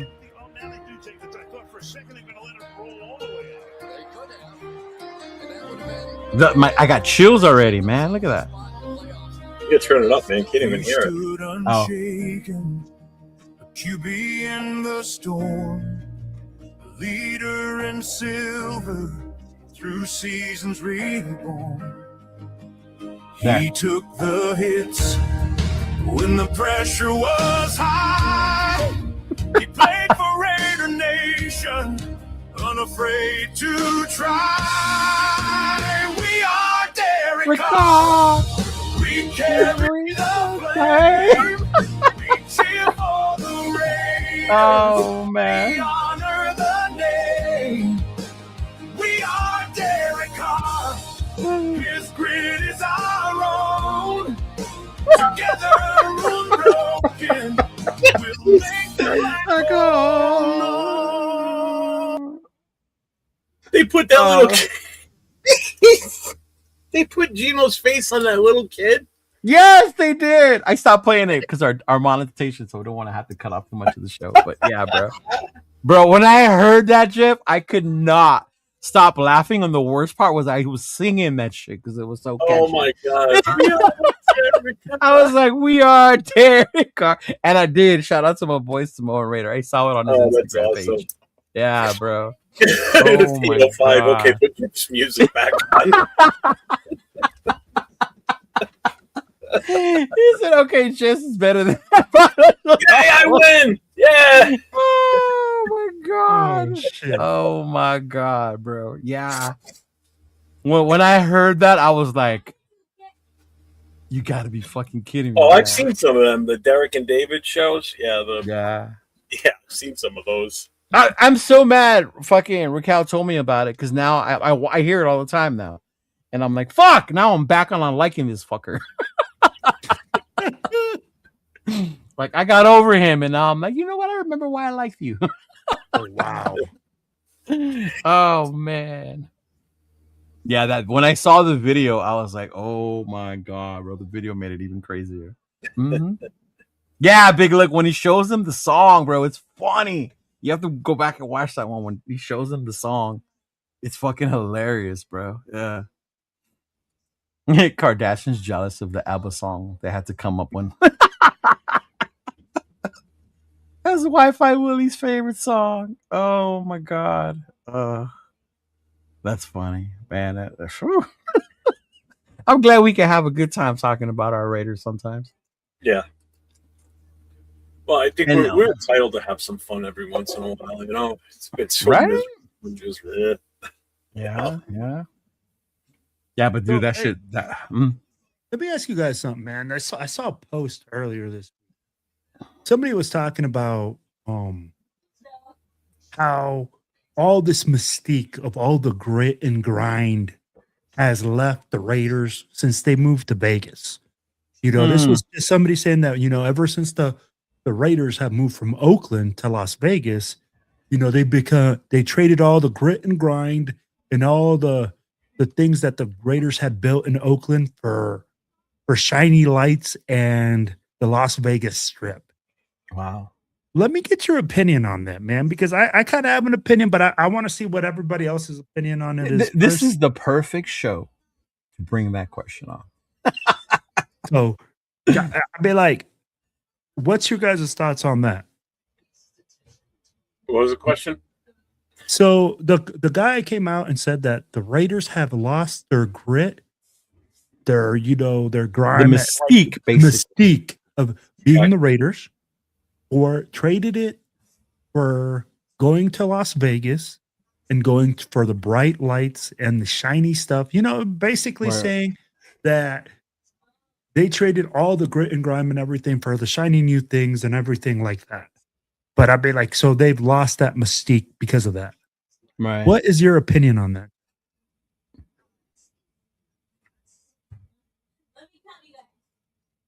Who's going first? Go ahead, Jeff. Go ahead, Jeff. I think the mystique was lost before that. We haven't been the Raiders that we grew up knowing. And when I say grew up, meaning us as youngsters and everything, this current generation going back 15, 20 years don't know what the real Raider mystique really is. It hasn't been, even when we were still in Oakland, that Raider mystique was still not the same. I know some people will probably lash out and say you're fucking crazy because while they were in Oakland, they said it. No, they didn't. Right. That mystique's been going a long time, man. It's been a long time since that old school Raider mystique. It has nothing to do with us moving to Vegas. No. It was before that, way before that. So, Vegas, nah. I think it was lost even before that, to be honest with you, Dan. I think it was lost at the end of the 90s in that time frame. Damn. So like the tail end of LA? Probably around that. Yeah. I think once they left out, I think if they would have stayed at LA, it'd be different. I really do. I think going back to Oakland was a big mistake. That's why I love Jeffrey. I think that was the final. It's like, that's why I love you, Jeffrey. Is that what you said? That's why I love you, Jeffrey. Give it to him. Let him know. Yeah. That's my take on it. That's how I feel. No, I think hey, solid, bro. You grew up watching the Raiders in a different generation. You really did. And I say that very respectfully because having gone in the military and working with, older people from that generation, they knew I was a Raider fan. The way they would talk about the team was so different. Oakland's playing Monday. You guys are automatic. You guys never lose on Monday, right? Like, oh, Oakland this, Oakland that. And then that thing did die down. Well, would I say they lost their mystique? I would say probably around the same time you're talking about when we started losing, right? Mm-hmm. For me, the part that was still there, and maybe that's what they're referring to, but this is only my feels, right? Is the fans, it being accessible to the fans the way it was in Oakland, being able to go to Oakland and pay fucking $100, $200 at the most and have like great seats, right? That shit won't happen in Vegas, right? It was an old stadium, but it was our stadium in Oakland, right? The parking lot was fucking insane. Yeah. As far as a fan base, I see where they come with that. That's not the same. But were we a winning, successful organization? I mean, other than 2016, y'all, I mean, no, right? And that's why we got so excited when DC ignited us and he had that good year. We thought we were back. And then he got hurt and it wasn't the same. But I do agree that it's different. What I said, I think I agree with Jeff. I think the Raider mystique as a organization was lost a while ago as far as being a winning team, making smart moves, stuff like that. But as far as the fans, I could see it from a fan's perspective, where that mystique, not so much as the team, but as a fan base, did get lost in us moving to Vegas. It really did. And I could see why, because you're in Vegas, bro. It's different. It's not Oakland. You don't get off the bar. It is luxury. I remember the first time going into that stadium and being like, holy fuck, right? And I had been to Jerry World, and I was like, this stadium's better than fucking Jerry World. Are you kidding me? Like, this is crazy. Seeing the torch, I was like, what the fuck? I loved it. The Super Bowl the Super Bowl, the halftime show there. Seeing, I think I saw Lil Wayne there. I seen a bunch of artists perform, Ice Cube, whatever.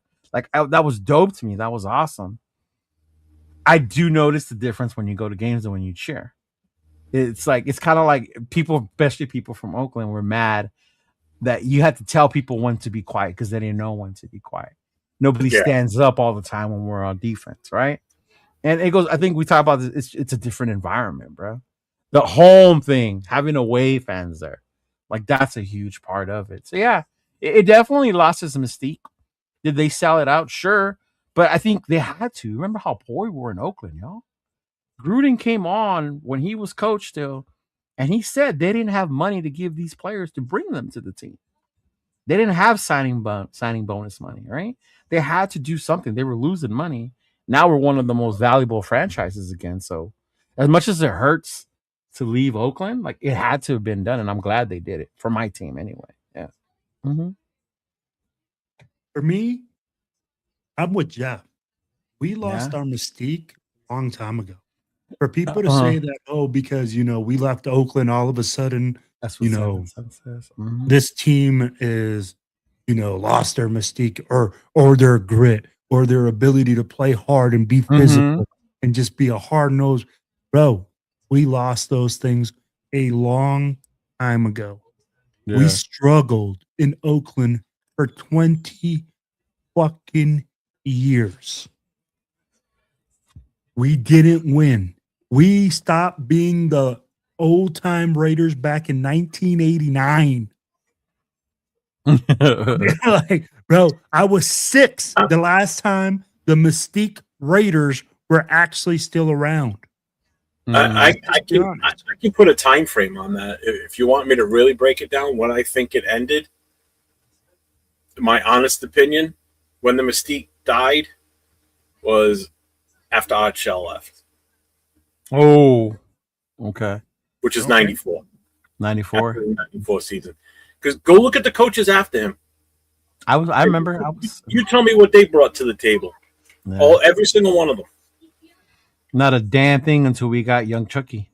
Yep. So you're talking Mike White, Joe Bugle, Mhm. then Gruden, short term. He was here 98 to 2001. So you saw maybe he was going to come back. He's Right. gone. Callahan, Turner, Art Shell a second time, disaster.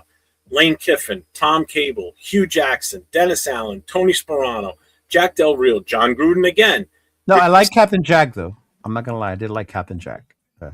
Okay. But again, another chance where it was looking like it was possibly going to start to come back. Nope. Kicked in the kicked in the face again. Mhm. Second time. Basasha, Josh McDaniels, AP, Pete Carroll. You tell me where in that time frame we played anything like we did when we were known as the Raiders. That true grit. Jeff, When? like we said, we ain't played like the Raiders in a long time. I'd be like, bro, it's literally. But to be fair, can you play like that anymore? Yes. Can you play like the in a way. 70s? Bro, no, we're not talking about the illegal. Like, I get what you're saying. Yeah, But you can be a physical team, bro. You It's can not- bring wood still. yeah. Hey, Talk to tell me the coach. Seahawks are not physical right now on defense. I mean, Denver's physical on defense. That's brought what I'm They saying. brought the pain. Yeah. There's still philosophy within this game. And No that's, Rojas. Yeah. I get there's a lot of rules like that. But at the end of the day, physicality is still a part of this game, and we have none of it. No, we don't. And we haven't had any of it in a long time, Cheeto. I don't care what nobody says. Tell me the last time we come in there walking with swagger, knowing that we're going to go in there and knock the shit out of somebody. 2016 before you got hurt. There you go. Honestly, that was the last years. time I was comfortable going to San Diego knowing we're going to beat the shit out of the Chargers. Right? That was the last 10 time. years ago. Yeah. We talking about a decade. Yeah.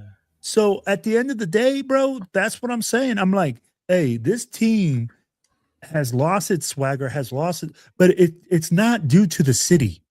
And it doesn't matter whether the stadium was full or not, because in Oakland, the stadiums were full. But guess what? We were still losing. Yeah. Having a full stadium of fans doesn't matter if you're not winning. And it's true because as much fun as I had in Oakland, the saddest part was that 8-hour drive home after getting our ass whooped in Oakland. Go ahead, Jeff. Tell them where you're from. Mhm. Ross, I'm in New England. I live in Rhode Island. I'm on the far East Coast. I live in Colorado, man. Mm-hmm. And I'm from LA. Well, Cali. I live in the IE, but yes. Mm-hmm.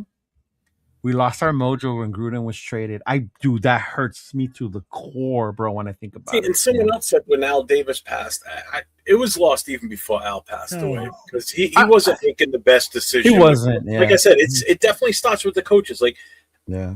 Art Shell was the last of that mentality type coach where, outside of Del Rio, which was a very short stint, and yes, Gruden's first tour with us, we started to gain, like they said, that respect. And those two were back to back, basically. They were. But after that, I just, no. Yeah. I just don't see it. Yeah. You know, I mean, Lane Kiffin was a disaster. Dennis Allen was horrible. Art Shell round 2 was even outside of this past season we just had with Pete Carroll was by far the second or possibly first worst. Last season and Art Shell's last season with us are pretty much mirror image of just how uneventful our team was. See, and I don't think this is true because you hear this a lot. Oakland's a blue collar like the Raiders, right? But in Vegas, it's a fair weather city. You get flicks. That's the Strip. And I think that's the thing that gets misrepresented so much. Because I know people that live in Vegas. And trust me, they are blue fucking collar. Like It's Chona, a grimy city. you guys knew what Chona did for a living. He's a blue collar motherfucker, right? He's not glitz and glamour what he does for a living where he works at. And it's an act, but everyone thinks Vegas, it's the Strip. The Strip. Like it's more than just the Strip in Las Vegas. Does Jonah live in Vegas or in LA? He lives in Vegas. Oh, he lives in does. Vegas. I thought it was in California. No, Was he's he from here. but California and then moved to He's Vegas? from California. He moved to Vegas in Alright. 2021. 2021? Yeah. Yeah. Yeah. Yeah. I miss yelling Raiders on that. That was the first part where I knew I wasn't in Kansas anymore. When I went to Allegiant and I yelled Raiders and nobody said it back. I was like, we must teach the young ones. Yeah. I'll tell you what, you heard it inside Gillette Stadium after week 1, huh, Will? Walking out of there after the game. And you know what? I'm going to tell you something, man. You heard it in I've been to Houston? A lot of stadium. So every stadium, okay, and you guys know I try to travel as much as I can, bro. Every stadium except Allegiant, every single time you leave, all I hear is Raiders. In Denver, we lost, and I'm hearing You still heard it. Raiders all in the hallway. In Boston, I hear it, but it's crazy to me that when I go to Allegiant and I go to Las Vegas and I see a Raiders fan and I yell it across the way. Yeah. There's sometimes people just kind of like stare at me like what the fuck is that guy doing? You know, I expect that in another city. Like when I go to Denver, bro, if I see another Raiders fan, bro, I'll roll down my window, start honking, you know, like just screaming out. Yeah, I get you. That's exactly how I am, you know. I'm like, my truck has a big Raider sticker on the back. I mean, like, I see somebody, I get pumped up. It's exciting. But I'd be like, bro, and it's wild to me that I literally went on the Vegas Strip and I see another Raiders fan, and I'm like, you know, for me, it's exciting to meet new people, especially to meet like another Raiders fan. It doesn't happen for me every day. So when I go to a home game and I see a ton of Raiders fans just everywhere, I feel like Jeff. It's almost like you're going to fucking Disneyland, bro. Yeah. You're like, oh my gosh, I have a bunch of friends here. They all look like me. Bro, I live in Colorado. I wear a freaking Raiders jersey out here. People look at me like I'm a fucking alien. Oh yeah, I have no friends. I have no friends here. Yeah. So and in all credit to Vegas, though, too, what you're saying is true. But the home opener is different. The home opener is when you see everybody come and show up, right? But let me ask you this, Chido. Is it Mhm. because it's already a premeditated thing that we try as fans to already say, oh, well, it's the home opener, so let's try to make it a big party? Shouldn't it be like that every single game? It should, but it's if you think about it, it's more expensive to do that every week unless you. No. But I'd be like, but shouldn't that environment be like that every? I feel like for us, at least at Allegiant, we go in the home opener. Everybody concentrates on that game every year, right? But I go like, if I've been to games where it's the last game of the season, I know we're having a bad season, and it's ghost. Okay, and this is no shade to you. You went to the home opener. What other game at Allegiant did you go to? I've been to the last Chargers game, which was this year. No, that was. No, that's what I meant this year, because this year you were at the home opener. No, this year I didn't do any games. Oh, you didn't do any. Why? Well, I was concentrated more on road games. Okay. Like I went to Denver, Boston, Houston. So for me, I'm like, yo, that kind of taps me out. But next year I'll be at home opener again. Like Yeah. I did home opener the year before, and then I did Yes. the last home game the year before that. Yeah. I guess my point I was trying to ask, and I know if this was possible for Jeff, if he was closer, I think Jeff would be here every home game, win or lose. Oh hell Right? yeah! The way I try to be there every home game, win or lose, right? Because it's so easily accessible for me. You know, Yeah. I'm like a 3-hour car ride or a fucking 45-minute flight away, which is different. Yeah, I mean, But 3 hours for me going. That's from me to New York City is a 3 hour. It's different. Yeah. You know, I would do that in a heartbeat. That's why. That's why Going you to went Philly to Philly. wasn't that big of a deal. It was a 7-hour ride. You know, Because the fan base in Las Vegas and 805, if you're still in the chat, so please help me support me with this, isn't that big yet, where they are the ones who go all the time. The ones who go are the California fans, the Arizona fans nearby, right? Yeah, I Or agree. With that. yeah, the ones who have the means to make that travel back and forth, you know? Yeah. Bro, there's some people that don't even have the means. I've literally seen people go get there and they're like, bro, I don't even have a place to stay. Yeah, There's some- yeah. I'm like, God, oh, don't worry. You can see Yeah. them. Yeah. I get it, though. I get it. We are Derek Carr. No, bro. And hey, why are we so fixated with him? I mean, like people are now saying, bring him back as an offensive coordinator. Because, Are bro, you- when you have something that you liked and it was the last time you were successful, you're gonna want it back, thinking he's gonna bring that same success. You know, it's like I saw somebody the other day on Facebook, and he put like Woodson, Brown, all these old Raiders, right, that are still alive in good shape. Bring them back as coaches. Lincoln Kennedy himself has said, "I don't want a fucking coach," right?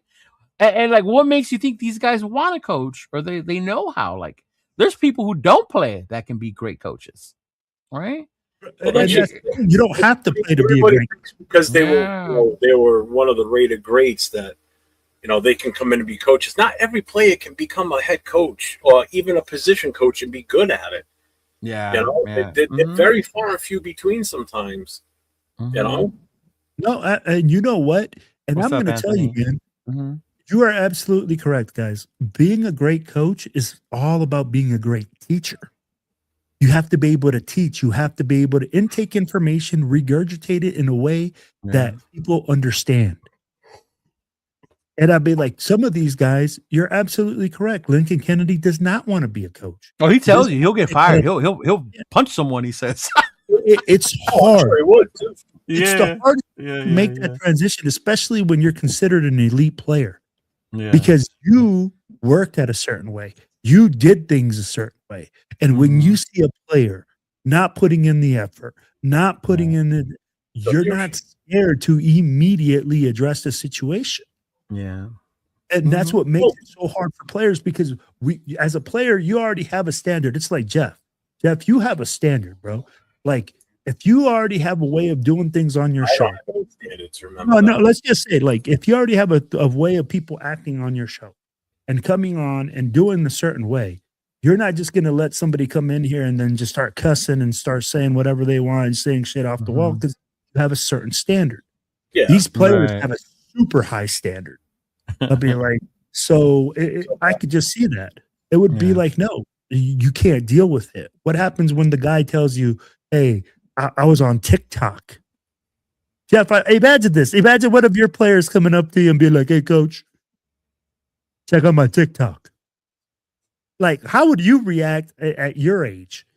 You know, when your players are showing you their TikTok or something stupid like that, when they're supposed to be doing something else. I'll give you a perfect example of a guy that was a coach for us for a long time, position coach. At the time, no problem, but he could never coach in this era right now with these kids, and that's Bolitnikov, wide receiver coach. Yeah. Times have changed. His knowledge and his way of doing things wouldn't translate over to this era, not even close. So he was okay with what he did when he was there. Think about who was on receivers when he was there. You had Tim Brown was there during that time frame. You had Mervin, Willie Gall, you had a lot of these Lofton, wide receivers at the time that the game was still kind of close to what Bolitnikov played. Now, offensive schemes are so different. And you're right too, Will, with what you said about the whole generation with the TikTok and all that TikToks. everything. Yeah. Wouldn't be able to handle that. But remember when AB showed up on a hot air balloon with the frozen foot? Like, that's the generation of players these coaches have to deal with, bro. Like, Exactly. Yeah. And Brown had his own issue too. I mean, that was Oh, more yeah. too, so. No, yeah, that too. But even as a coach, say with Max, right? Yeah. He has a podcast. Like, why are you going on there and doing this shit? Like, and I get it. That's what people do now. They have their brand. They're making their money. That's this generation. But how would an old school coach, take that shit? Remember all the shit Micah got into in Dallas for doing that shit. Yeah. Cheeto, just look at it like this. You should look at Kyler Murray. Max Crosby puts out one tweet that's incomplete, and we're already saying that he's looking to get traded. Right. Or even on his show, when they asked him for his input on the coach, and he's like, I haven't heard from the Raiders. Then you get people clipping like, oh, the Raiders aren't even talking to him. He's on his way out. Like, bro. Are you kidding? Like, literally, like the man can't do one way or the other because it's either you're giving up too much information. If he goes in there and he goes like, oh yeah, man, they talked to me about the coaches. Oh, well, Max has a sway over the coaches. Max is too much into the organization. We're letting him decide who's going to be the coach now. Yeah. Bro, this is the problem, bro. Like, people look way too much into things. And again, it's like you can't win one way or the other. Oh, okay. Yeah, I got you. Oh. It's crazy. Yeah, but that Mystique thing, that was a good thing. And you get it. I've seen it in the Black Hole official when they post things up, right? And the comments, the Black Hole died in Oakland. Like, the Black Hole is no longer. Like, yeah. Mm-hmm. Yeah. I mean, like, when you think about it, right? Like, the stadium being blacked out, it's like, Cheeto, it's like you said.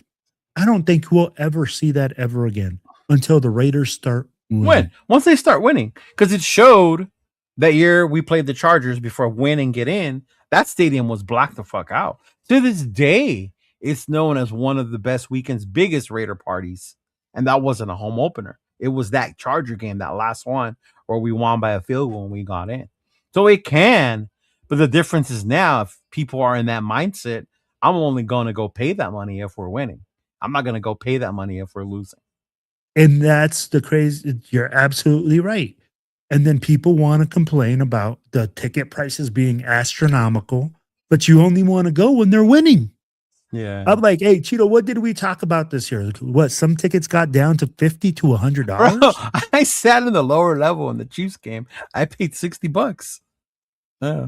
And I'm going to guarantee you that people are going to tell you, oh, that's going to be a waste of my money, that it's a bad product. But when the product gets good and it costs a ton of money, then people want to complain.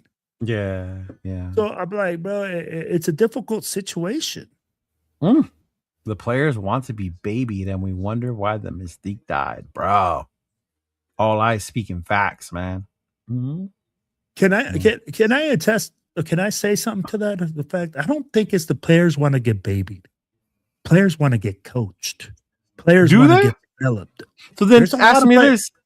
If the player's so focused on getting better on his craft, what do I see pictures of on Instagram of him and his fucking poodle? What? I'd be like, you got to elaborate a little bit more on that. Yeah, aren't you supposed to be so dedicated and focused on your craft as a football player during the season? But after a game, all I see is pictures of you and your dog. What are we talking about? And if you don't know who it is, you don't follow him. But if you follow him, you know who I'm talking about.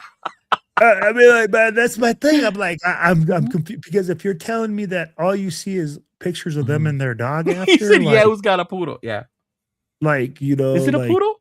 It's a little dog like that. I can't remember. It's a poodle. Yeah. Mm-hmm. But so here's the thing, though, right? Every player is different too, Cheeto. I'm not going to tell you that every player wants to be great and everybody, but I'll tell you something that I have found in common as a coach is that all players do want to get better. All players do want to get improvement on the field. And you know what? At the end of the day, when comes down to it affecting their paycheck. Is it him? Is that who Hits Boy just said? And that's not who I saw. It's not Dante. That's not the one I Sorry, saw. go ahead, Will. My Oh, bad. Yeah. when it But and affects I their get what you're paycheck, saying. it's That's a good thing to think. But I think in this era, not all players want to be correct. good Oh, no, players. no. And that's what you're looking Mhm. for, right? You're Yeah, looking that's for what those you're players. looking for. Yeah. Absolutely. How many of those players do you think we have, Now Jeff? you got me Actual thinking about players a fucking that want to poodle be great players, bro. after a fucking. Now you got me thinking about a fucking poodle after a game, Cheeto. Now I'm looking like, who the fuck owns a fucking poodle? How many do we think? How many do I think we have? Yeah, actual players that just want to be great players. Yeah.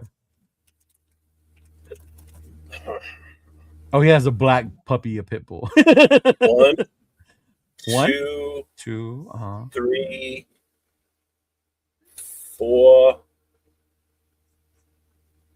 maybe 5. 5. Okay.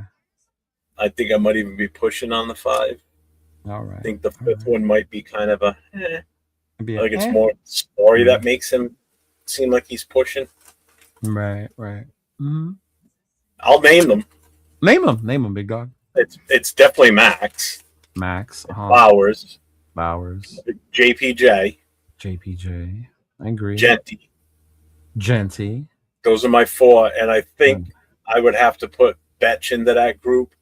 Betch. And I think he wants to be great because of I think it's because of the story behind him and everything. He wants to be. Okay. That's why I think he would be that. One of those 5 basically.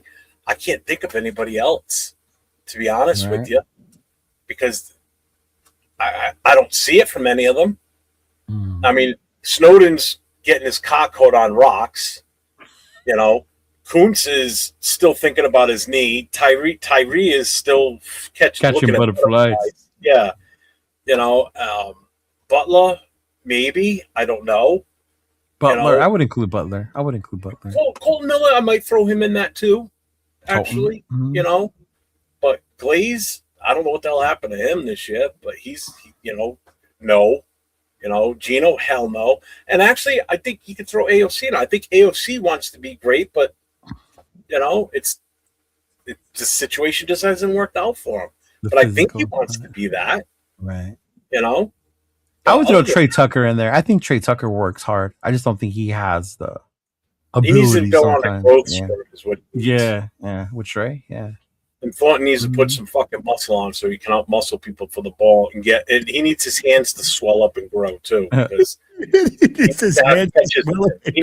and after hearing his interview with Samoan Raider, I would throw in Jonah. I would throw in Jonah in there. Jonah Lil out. Yeah. Yeah, I would throw in Jonah. Yeah. Yeah, you know what? He had a good year too, I think. Yeah. He showed up. Mm-hmm. But I can't think of anybody else. Yeah. Cheeto, you said something though, key, right? Mm-hmm. A player that wants to be great. Who do you see on the roster, right? Guys that are willing to be great are willing to sacrifice everything to go get what they want. Max Crosby is probably the only guy that you see publicly, putting out all that information, right? Where you see that he puts out and publicly, he's the one that stands out the most. Yeah. He's the one that stands out the most. Mm-hmm. The guy that I really do think that works a ton behind the scenes is going to be Palomar. The reason, because I could see him. Mm-hmm. When you have that type of family name, okay, and bro, that you play the same position, there's always comparisons. Right. And there's always like, why didn't you do this? Why didn't you do that? Things like that. So, and probably, you're bigger, you're faster, huh? Faster. Okay. Probably throw Porter in there too, I think. I think Porter worked hard because he's a new corner. Yeah. He did work hard to make his craft better because you saw improvement towards the end of the year. Oh, yeah. But there's only like 3 players on this. In my opinion, there's only 3 players on this squad that meet those requirements. 3? 3. Damn. Because to me, that's the sacrifice you have to show, the sacrifice, the commitment, and everything that you show around your game, right? I'll be like, and to me, that's why I said Palomar, because he's raised his game. I've shown his ability. Max Crosby, because he plays at a high level. And then you look at it with Brock Bowers. Brock Bowers has really, Colton Miller used to be that guy. But I think Colton Miller. With Colton, it's just age. Yeah, exactly. He's older. He's long in the tooth. I like these guys. What'd he say? Hey, he's ready for that Head and Shoulders commercial, baby. Hey, I'm pretty sure he'd take that money. Him and Troy are going to partner up in commercials. That's true. Yeah. Well, someone has to be. But to the players too, I think the coaches, like somebody said earlier about the babying thing, like Brendan Carroll did these offensive linemen no good. If anything, he made them worse. Look what happened to Glaze. Look what happened to JPJ. Yeah. He didn't coach them. And this is why I go back to saying players want to be coached. They want to get better. I'd be like, just look at the proof in the pudding right now. Would you want to go back to Brendan Carroll right now? If you're DJ Glaze, are you looking forward to being coached by Brendan Carroll, who just allowed you to give up the third most sacks this season, and your right tackle and left tackle gave up the two most freaking sacks in the whole fucking league? Bro, nobody wants to be a part of that offensive line. Nobody wants to be there.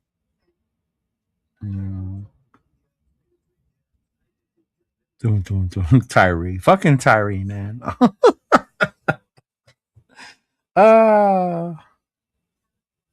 Tyree Wilson.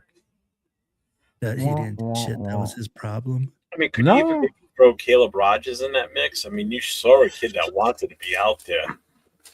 I think he worked hard. And they gave him every reason why they didn't want him out there. It was too soon. Well, and he's someone that, when given the chance, he did exactly. the most. They're saying it's too soon, and then also Brendan Carroll didn't do him any great justice. No. You know? And he didn't give up when he got his ass whooped against Philly. Nope. We saw him get his ass whooped against Philly. But he came back saying, there's some shit I gotta, Tyree is frustrating. He should be a beast. He should. I'd be like, bro, that's what happens when you're freaking a man going against a grown man. In college, that's the biggest difference. When you're a grown man going against little boys, bro, you're able to dominate by just pure physicality. Well, not even then. You think you're physical. Tyree was physical in college. That's why he dominated fools. That's why I'm saying. Once he got to the pros, these dudes are just as big, if not stronger than you, big dog. That's exactly what I was saying, bro. Yeah. That's exactly what I was saying. I mean, like, just look at the guy, that big old left tackle from the U. You guys saw that video. That guy from Michigan literally running him over. Oh my God, yeah. You're talking about the kid from Miami, from you? Yeah. He got schooled. Yeah. He got schooled. And he's a huge mammoth, but that's what shows when bad technique. His hips were high. The guy got underneath his pads, put his hands up, and fucking bench pressed his ass. He stood straight up, so he was already going to lose the leverage battle. And that's what I heard when I saw those. It was he lost it the minute he stood up. The minute he stood up, he gave home out of his stance. He had already lost. He lost before he was even touched. And then you watched him cross his feet, and that was it. He was done. Oh, my fucking tossed him, bro. That was crazy. But that was just terrible technique. And I mean, like, we talked about it. We were like, oh my God, look at this Mama Jamma. He's huge. Jeff even talked about it. Jeff was like, you see that left tackle? It's huge.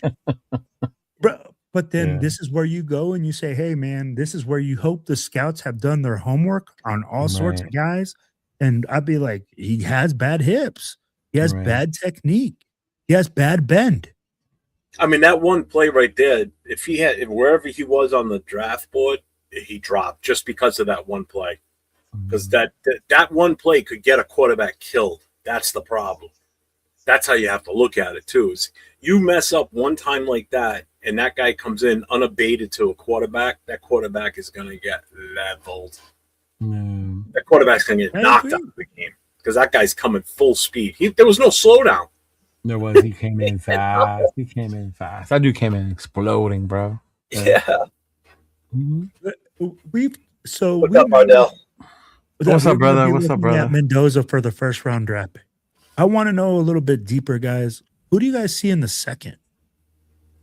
Oh, bro, I have to go back and do some dig deeping because to me it all depends on how free agency turns out. Yeah, you're right. It depends on how free agency turns out before I tell you who we should get in the second round. There's certain players right now that I want us to grab for sure. You know, Jacob Rodriguez is one of them, bro. We need a linebacker. Do you think he'll be We available in the need a second? Bro, you haven't seen where he's projected? No, I haven't seen where he's projected. Yeah. Yeah, he's I still, haven't been be paying attention available. to where I he's haven't projected. even looked at projections yet as Yeah. far as like who's ranked where. I haven't done Yeah. anything yet. To Yeah, me, but I that would kid love a is, linebacker like him or a wide receiver with some height, you know, with some speed, that knows how to run routes, you know, more refined wide receiver, you know, not just a project guy that we drafted in the 4th round. We want to nickname him Megatron or Randy Moss, you know? Yeah. you watch a lot more college than we do. Throw a couple names around. Yeah. That hit to me, that's the kid I really, really like, Jacob Rodriguez right now.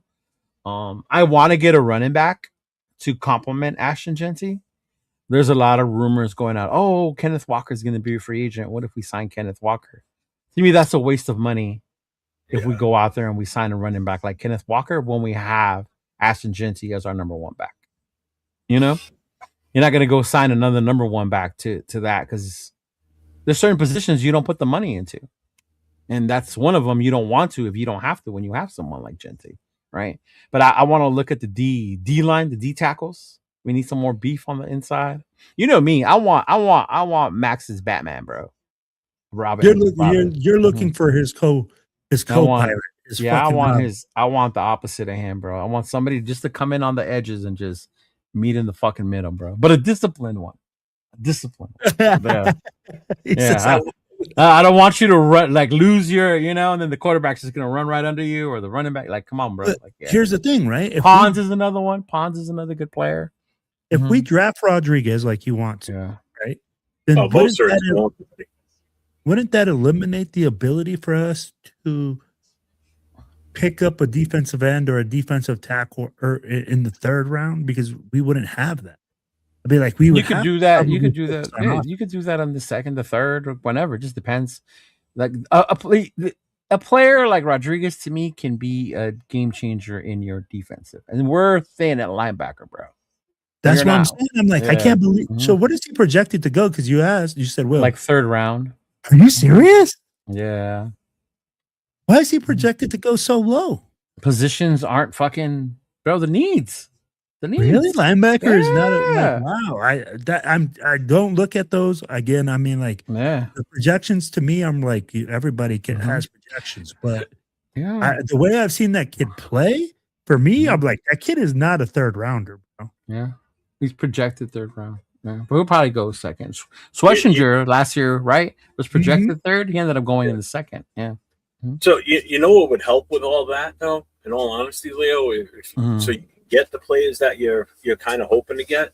You get more picks. Trading back and move back and get more picks in the 1st round. Where you get 2 first-round picks, an extra set. That would be helpful. Yes, we already have that would 10 be all the picks, difference in the world, because then you get 2.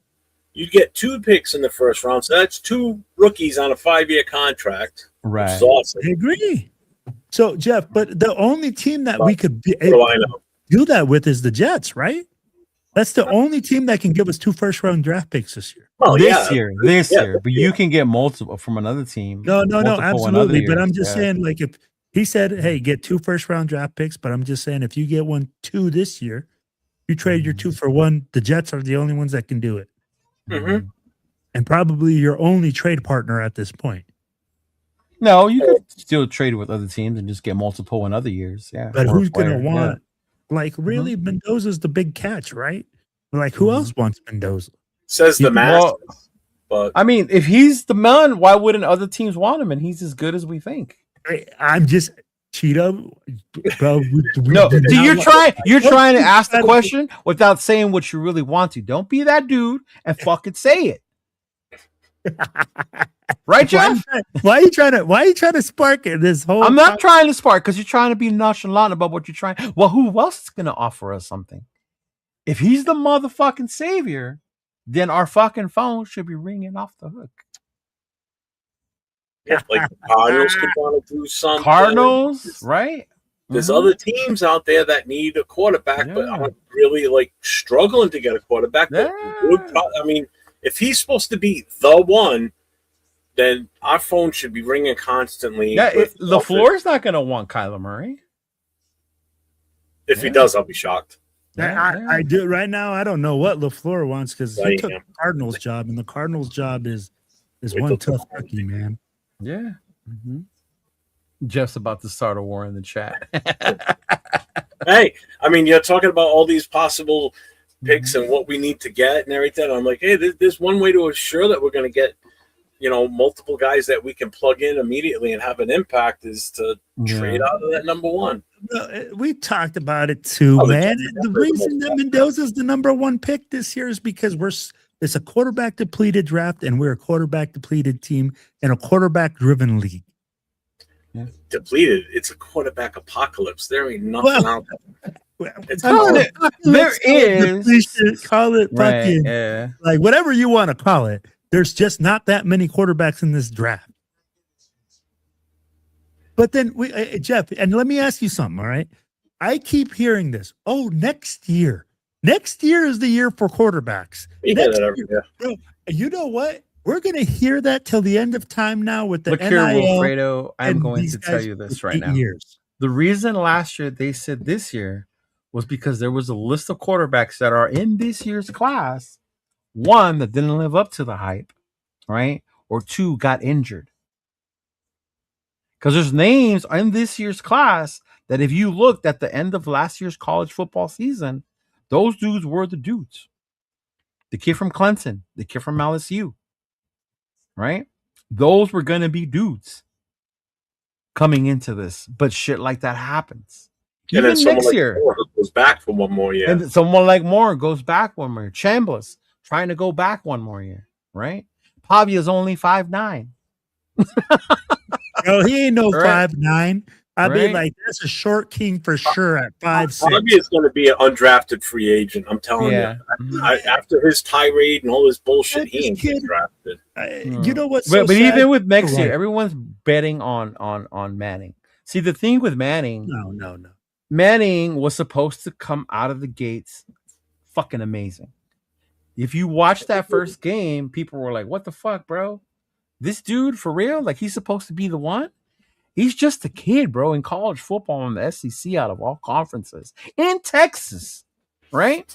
He struggled in the beginning, right? I was with the boys like, what the fuck, bro? Manning this, Manning that. As the season went on, you were like, oh, shit. This motherfucker is fucking like, holy shit, all right? Now, how is he going to do next year? Had he balled out this year, he might have came out. So it all depends on how these guys next year do next year, bro. Yeah. But, Chido, let's be real. Now with the NIL, these guys will go back for year 500. If they're not ready for the NFL. Those are the ones to do it. The ones that are ready for the NFL are going to go. Fernando could have stayed one more year. Cuban was about to pay him, bro. He was about to pay him to stay one more year. Let's run it back. Is that factual that he was going to give him $36 million? Cuban was about to pay him. Not for that much. Not for that much, but he was going to pay him. And he said, no, I'm ready to go to the NFL. And he went. Yeah. See, the way you're thinking is the people that are staying longer than they should are the ones that know, hey, bro, I'm going to get my money now because when I get to the NFL, I don't know if I'm going to make it there. People like Pavia. Because even Pavia tried to apply for one more year. Oh. Mm. I'm telling you like this, bro. That on that CJ Carr is another one, bro. That Pavia kid is just he is his own worst enemy, bro. See this right here, this guy right here, Bueno Nussmeier looked really good in the Senior Bowl. Nussmeier was one of the ones that was supposed to be a top quarterback this draft. Aller too, and Aller got hurt. He was another one that was supposed to. Yeah. But Cheeto, again, Mhm. I mean, like, I get what you're saying. Guys got hurt. But I mean, Yeah. like, we hear this all the time. Mhm. Next year. Oh, Arch Manning might come out next year. This guy might.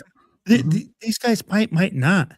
Right. And that's the hard part. You never That's know the risk when. you take, though. That's where you have to Exactly. make the judgment. Am I going Correct. to take Fernando? In Correct. money, I say yes. Yeah. And I Because think without that's found an something argument, you said last show the draft was filled with great running backs. That was when we took Genti last year. There were Last year there was a lot of good running backs. So year, if the draft is filled with good OL players, offensive line players, should we take the best one in the first still? I would. It depends on who it is at what position. That's all. I just don't want to reach for Well, would you take the best offensive lineman, number 1 overall this year? No. Okay, see, and that's my point. That's the difference. People forget about the pick you're taking. No, it's one thing to take them in the first round, but at what position? And here's the one way I would do it, Cheeto. Mhm. If it's a left tackle.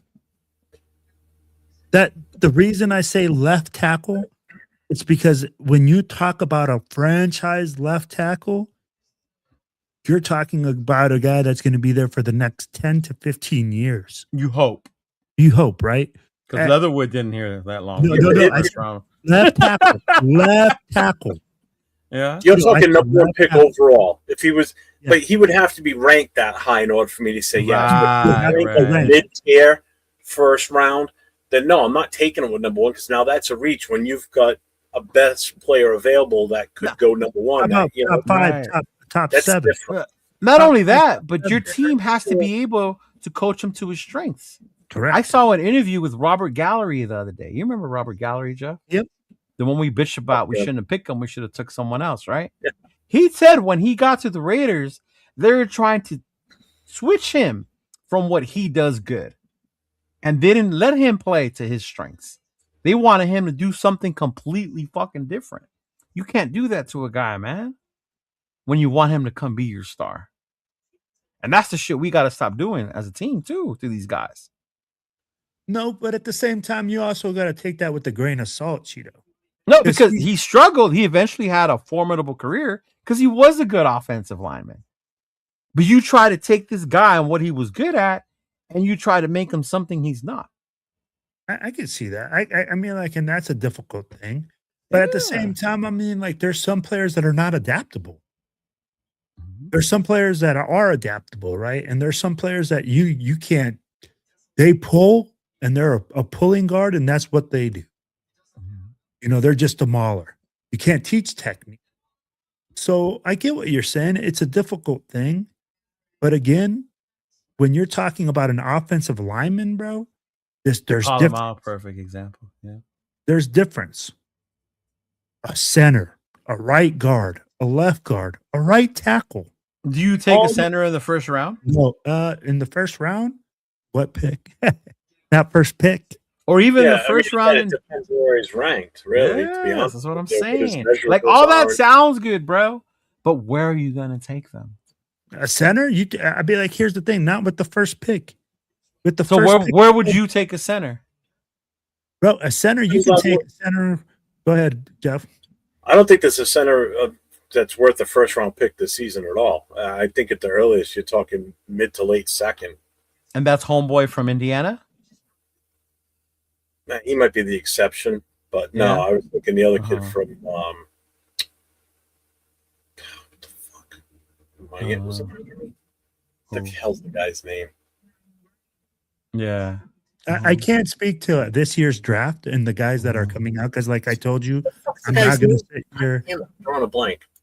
and tell you that, like, that I watch a ton of college football, Cheeto. But what I do know is this: if you're in the NFL and you need a center, and you see a guy that's valuable, and you got a top 15 pick, Iowa, for him. a top 15 pick, and the guy's rated in top 15, I have no problem with taking a center. But the thing is, when you talk about top 10, that's where, for me, at offensive line, it almost has to be a left tackle.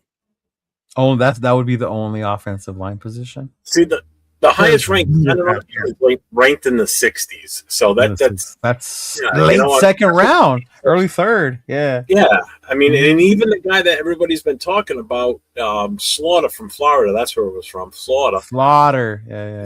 He's ranked late in the draft. Like he's like.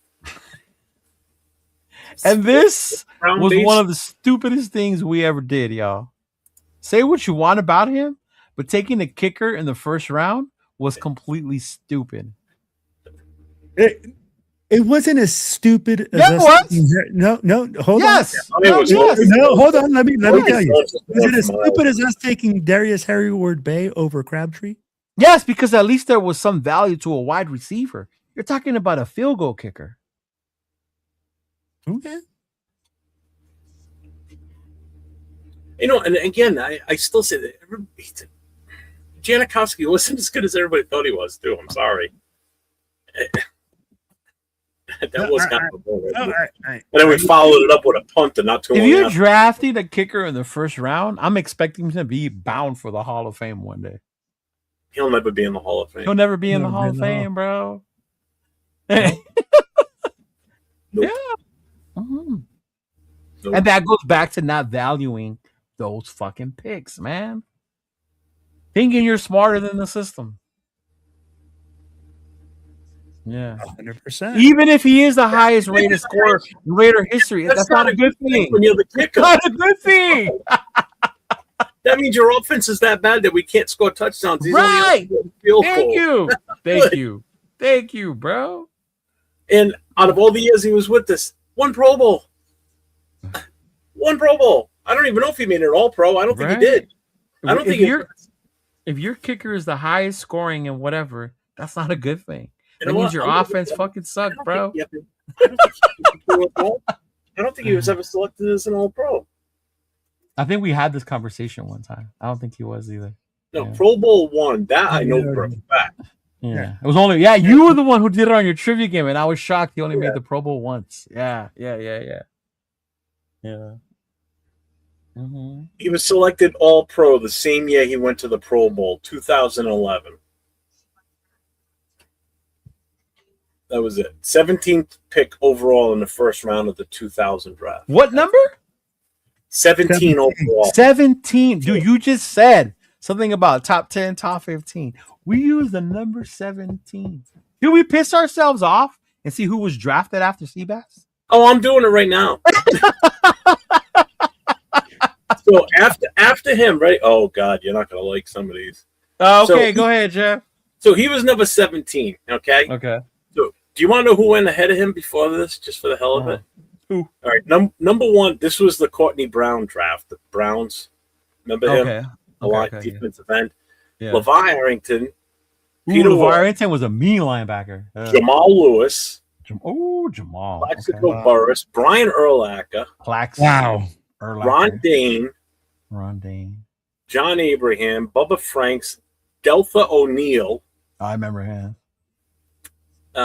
Before he was picked, it was Julian Peterson from San Fran, the linebacker. Okay. Oh, he was a good linebacker. I remember So him. number 17 obviously was Janikowski. 18, Chad Pennington. A quarterback. 19, Sean Alexander from the Seahawks. Wow. Okay. Mm-hmm. Let's see. Wide receiver Sylvester Morris for the Chiefs. He didn't Chris end up doing much. McIntosh, offensive tackle for Rashad Anderson, Ahmed Plummer, Anthony Beck, Keith Bullock. Keith Bullock, I remember him. He was a good linebacker.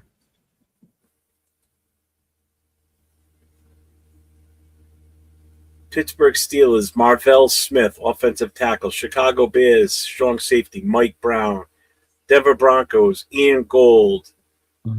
Packers, Chad Clifton. Jerry Porter was number 47. We took Jerry Porter? the second round. Oh, my God. I remember Jerry Porter. I like them. So, I mean, the biggest one is Sean Alexander. There's no two ways about it. Alexander's huge, yeah. I forget who was even our star running back in 2000. Who was our quarterback? We could have used Chad Pennington, dog. I'm not going to lie. What year was this? 2000. This was before. Right before Gruden got there, then, huh? Yeah. Okay. Yeah. Yeah. Nobody was worse as a first round pick. Hindsight, yes, but the consensus was. Oh, Trunk candidate. That's another guy that was was there too. Rams was running number back. one. Trunk. Ron Dane. Remember Ron Dane? I remember Yep. Ron Dane. Yep. Fucking Ron Dane. Coming out of Wisconsin, man. Yeah. Mm-hmm. Yep. He was the Heisman Trophy winner that year. Yep, he was. Yeah. Gruden 98. So yeah, Gruden was here. Yeah. Mm-hmm. Jeff George was our quarterback, y'all. Was it then? All right. Damn. Yeah. Yeah, because I think we got Gannon in 2000, right? When he traded for him? Yeah. I can't remember. Yeah. Yeah, bro, you don't use a first round pick to draft a kicker. I don't care what you say. Well, even the wide receivers that were here, right? So you had Mhm. R.J. Soward from the Jacksonville Jaguars. Mhm. You had Sylvester Morris from the Chiefs. These were all after Janikowski. Dennis Northcutt from the Browns. I remember him. Mhm. Kingston. Jerry Porter, obviously. Yeah. That's crazy, man. Yeah. I don't get it. I'm sure if MC Lavernius Coles was picked number 78 overall. Yeah. I still remember that, dude. My uncle was so pissed. He looked at me like, we drafted a fucking kicker in the first round. Like, oh my God. Shane like, Leckler went in the 5th round that draft. 100. Yeah, we drafted 2 kickers. I remember they made fun of us all over ESPN. Yep. Taking 2 kickers in the same draft. Mm-hmm. Yeah. Yeah. Trying to see if there was anybody else in this draft that Mark Bolger was in that draft. Oh, Mark Bolger was a good journeyman QB. Another He won kicker. he Neil won a couple Lackey. playoff games for Yeah, he did. Jacksonville. Rams.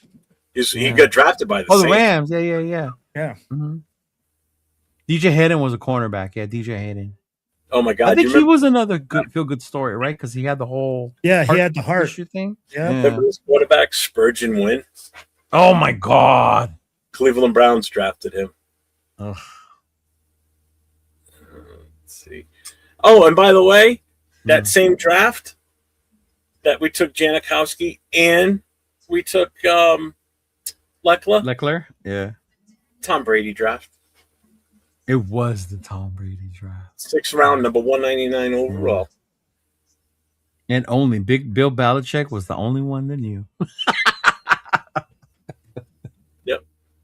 I still remember seeing that dude's pictures at the combine, bro. Oh my God. Oh, It's it's such a nerd crazy. looking. Yeah, he was such Looks a like nerdy. Skeletor, bro. Such a lanky looking kid, man. Oh my God. Mm-hmm.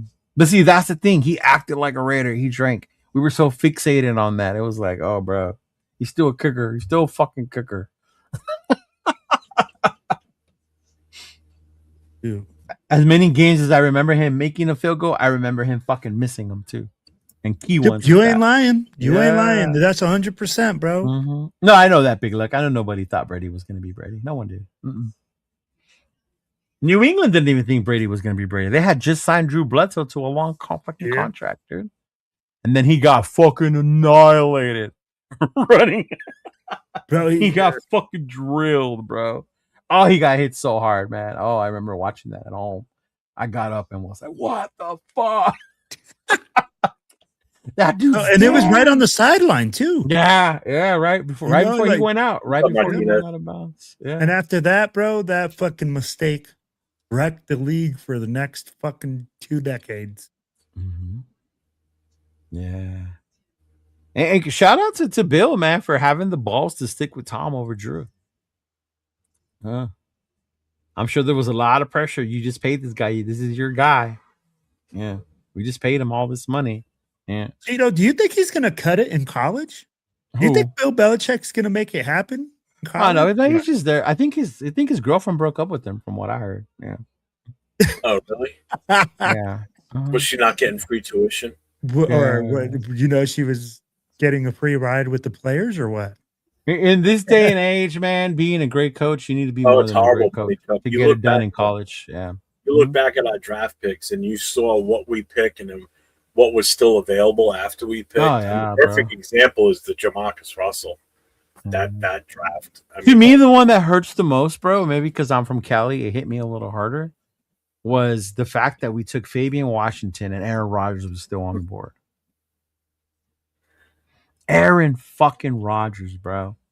And how long have you been wanting or screaming we want a fucking quarterback? Ah. Darren, I bring your comment up, but I don't trust your profile pic. Sorry, Which one? Darren 451. What the fuck is that, bro? Because that's gonna be like this big on the screen. I'm not Right? Ew, that picture looks like he's excited about Kubiak. Yeah. What the fuck, dude? You still did it. What did Will do it? My hands Yeah. on me. I didn't do it. The crazy part about passing on Rodgers, and a lot of teams did, it's crazy because back then you took what you needed, right? Mm-hmm. Imagine now the value, how much they value quarterbacks. No way Rodgers falls that far, bro. No Oh way. hell no. No way. He would have been number one. The way the league values quarterbacks, bro. Yeah. Mhm. We're seeing the same. That's what I'm saying. We're seeing the same effect this draft, Cheeto. We talked about it. I mean, like we all three. Well, that agree. draft there was two people. Yeah. Huh? There was two people. There was Alex Smith and what's his name? And Aaron Rodgers. So you took one number one, and then the other one fell. Yeah. Well, that's the same That- thing would have that happened was this year. Marcus Russell draft Yep, was the right Calvin. there. That's exactly right. We But didn't if you pass think on Calvin about it- Johnson. yeah. We just took Jamarcus fat ass first. Fuck. God, did No. What a mistake. But Hey, he was a consensus number one overall pick, y'all. Hey, here's the one thing I always used to hear. He could throw it 70 yards from his knees. Yeah. That's He the, had an amazing bowl game. Go look up that bowl game. bro. That last one. He was as big as whooped the most linemen out there, He bro. whooped the shit out of their fucking team that year. No, he wasn't fat when we drafted. No, he him. wasn't fat when he was No, drafted. no. That What I'm happened saying is after. he's as big as could've most. helped He's him. 6'6". Yeah. He was He's a big dude. 6'6", bro. He was a freak in college. When you're a freak in college, Jamarcus Russell. He was a fucking dumb shit too.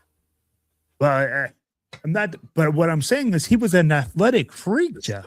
When you look Yeah, at he his was game, athletic, but he couldn't study what the shit to do what he needed to do. As you know, when you're, I'm sorry, 100%, when you're 100%. picking one, especially back then. That was before they had the locked in rookie contracts, and you know these guys came out and they made fucking bank right away. You know, if he was not getting paid that kind of money, would he have done the same thing? Who knows? But he didn't care. He got the money. It was guaranteed. He was. It was fucking like 50, 60 mil, something like that. ridiculous right? money. Yeah. You know. He said Al wanted Walrus. Yeah. Sam Bradford was the last guy that got that money, huh? Yeah, Bradford was the last quarterback to get paid like that. I'm so glad they put a rookie salary cap, bro. Oh my god. Well, These now you think fools- about it, I mean, the rookie salary cap, they're still making more money with the NIL than what they would if they come out to the NFL. Yeah, I too. forget how much they were talking. They were talking about it the other day. How much you get if you're in the top 5 to 10, 10 to 15. Like, they have a chart now. Yeah, You're talking about for the NFL. Yeah. Mm-hmm. for the NFL rookie contracts, yeah. Yeah. Mm-hmm. Yeah. That's why they don't go in the first round. They're like, And that's why some of them, like Coach just said, but now they're staying in college to make the money. They're getting paid. Well, remember last year that was the whole thing with That's Besh, fucking right? the draft up. That's fucking the draft up too. Besh and them were holding out because a certain second rounder got more money than the other ones. Yeah. Mhm. Okay, see, look, a first overall pick, Fernando, will make more in the NFL than he would in NIL. $43 million with the rookie salary. Yeah. Mm-hmm. Second So- overall pick gets 39. Third gets 35. Fourth gets 32. And fifth gets 29. Mind you, this is over 5 years, right? Mm-hmm. Yeah, Let it's me way ask you different this. now. Hey, whatever happened to that player that got drafted last year by the Bengals and never signed the contract? They all signed. All second rounders signed last year. No. Last year there was a first round draft pick or something like that by the Bengals that he felt he was getting shortchanged, and he didn't sign. Oh, what? You talking Judkins? That was Browns because he signed late. No, there was a Bengals player. I remember that. Well, look There's it up, like- fucker.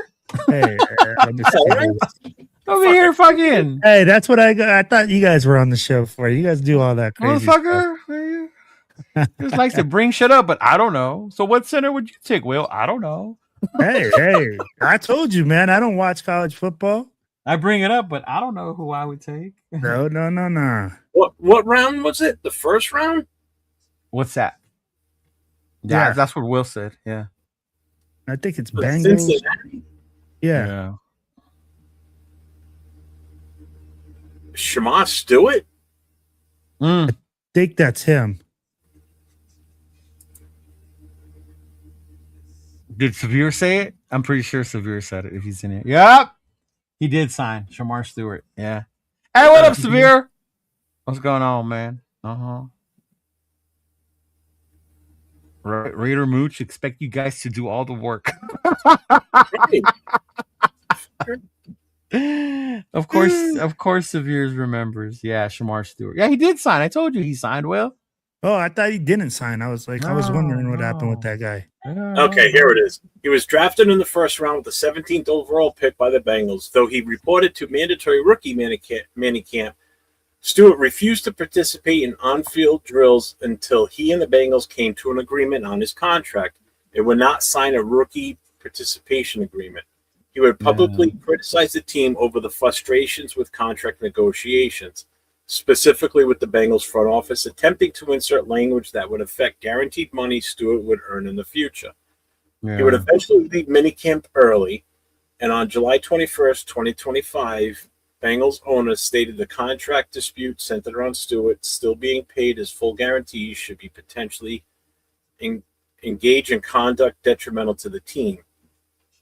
Let's see. On July 26th, Stewart signed a fully guaranteed 4-year contract with updated contract language, making him the last of the Bengals 2025 rookie class to officially be signed. So there you go.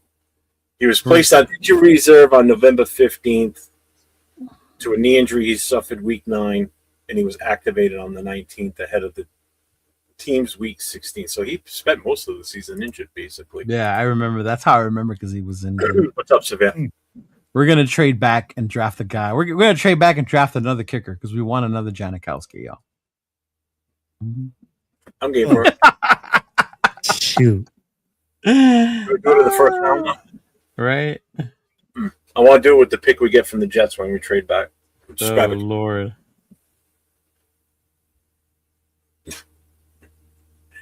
Just grab the last ranked player overall in all the college plays and just draft him in the first round. Oh my gosh. Fuck, we got to lose. Apparently nothing if he becomes our highest scorer in history.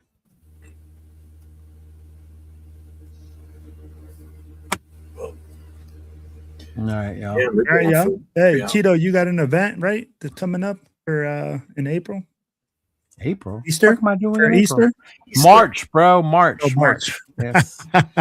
Yeah, go on my page on Instagram. We'll be doing our Easter event March. Dum-dum-dum. Dum-dum-dum. Where to go? That's Where what to it go? That was the hiccup with the second round. That's why Betch didn't sign right away. Yeah, because- it was him. Yeah. March 21st in the city of Fontana. Go on our Instagram page. Go on mine, TBHIE or Chidolinus. You will see the flyer. I'm doing a collab with Raiders Against the World. And then, of course, with Raider Misfits. So we're going to be doing raising money to be able to provide Easter baskets for needy families.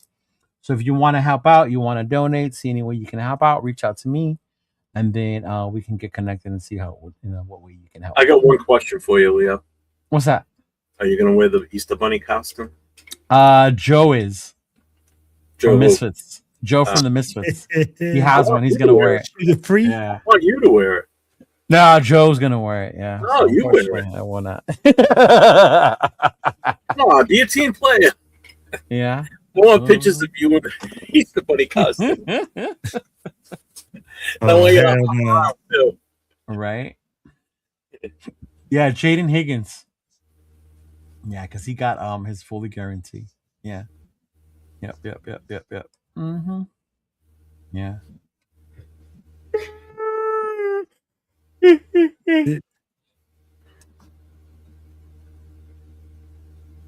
Oh, there it is.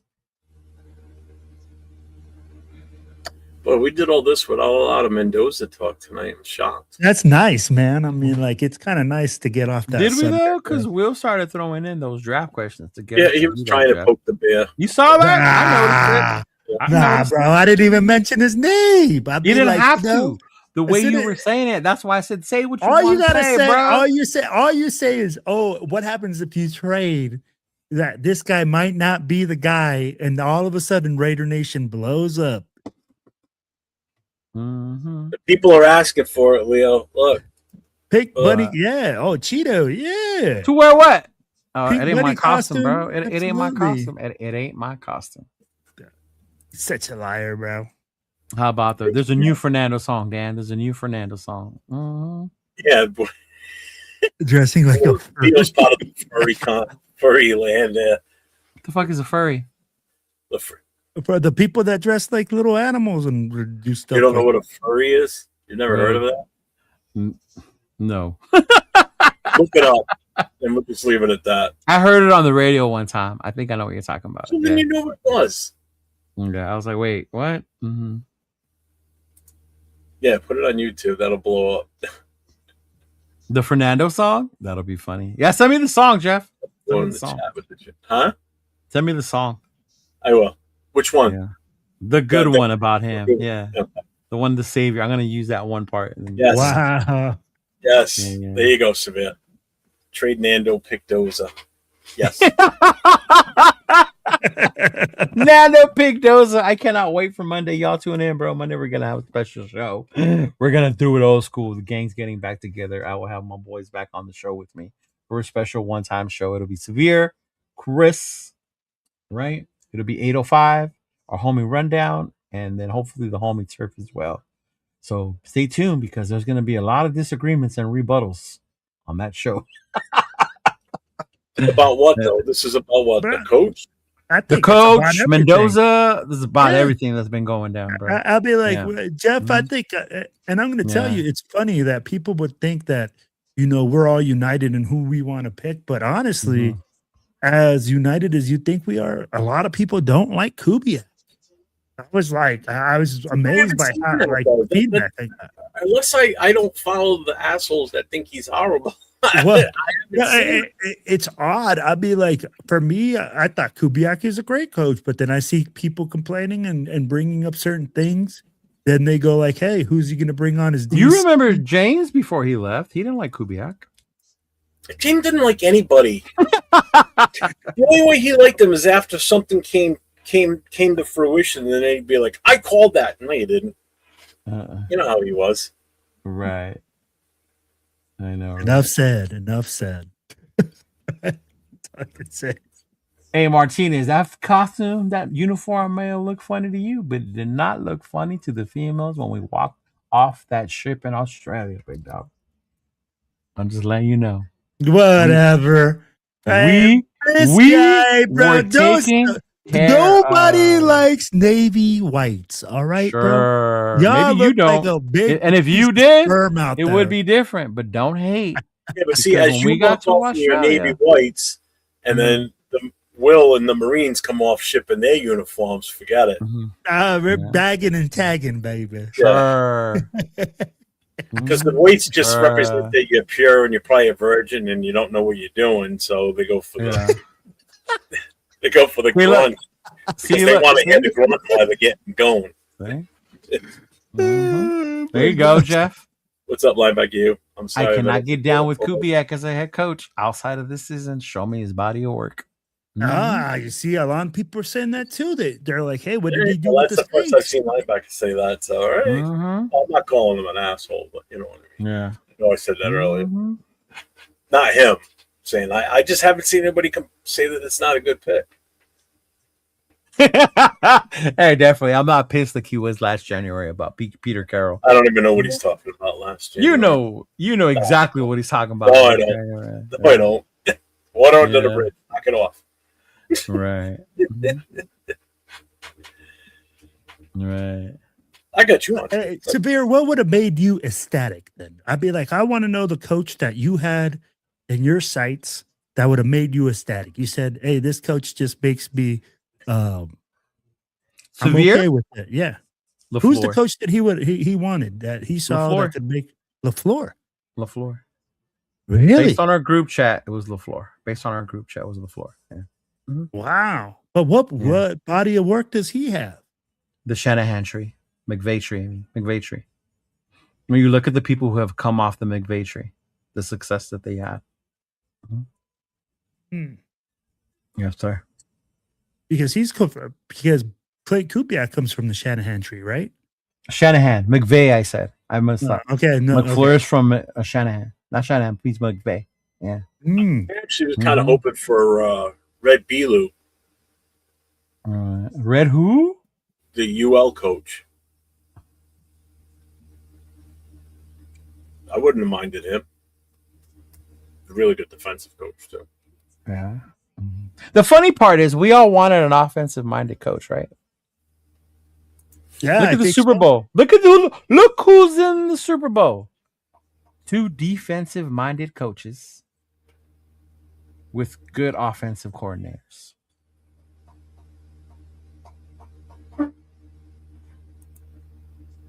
Just saying. Yeah. And I mean, I guess, no, you're right, Cheeto. You don't have to have an offensive minded coach to have a good offense. You have to have a good offensive coordinator. But I mean, the Raiders went with the guy who was a coordinator, made him a coach. Yeah. So now he's got to find his good defensive coordinator. And Absolutely. I mean, there's way more. Who do you guys think he's going to bring in? Who do you guys see him trying to bring in as his DC? I'd be like, we talked about it. Bro, earlier, didn't we Jeff. cover this in the beginning of the show? DC? Yeah. No, we covered OC. Oh, well, I must have did it in the other show then. Yeah. So who do you think he's going to bring in as a DC, Cheetah? You don't know. There's different options. You don't know who he's going to bring. There's talks he might bring in the guy from Seattle. That's what I'm saying. You keep saying it. You say a name, fucker. You want to know who? I think the guy that I see that is going to be a potential guy is the defensive backs coach for the Seattle Seahawks. I forget his name. But he's been mentioned in defensive coordinator talks before. Hold on, let me give you his name. There he goes. Has us doing the work again, Jeff. Yeah. That's what. Hey, he's doing it himself this time. I ain't doing Right. it. Yeah, you see this? I'm doing it, asshole. All right. Look at that. There have been 4 McVay offensive LaFleur, O'Connell, Liam Cohen, and Mike LaFleur. And Mike LaFleur worked under both Shanahan and McVay. Yep. Carl Scott. That's his name. Yeah, how come we never even interviewed LaFleur? Did he not want? Did we push that out there that we wanted to interview him? And I think he was one of the last ones. It was between him and Kubiak about who they were going to take. Yeah, but did we ever bring him into interview? No, I don't. Did I miss that one?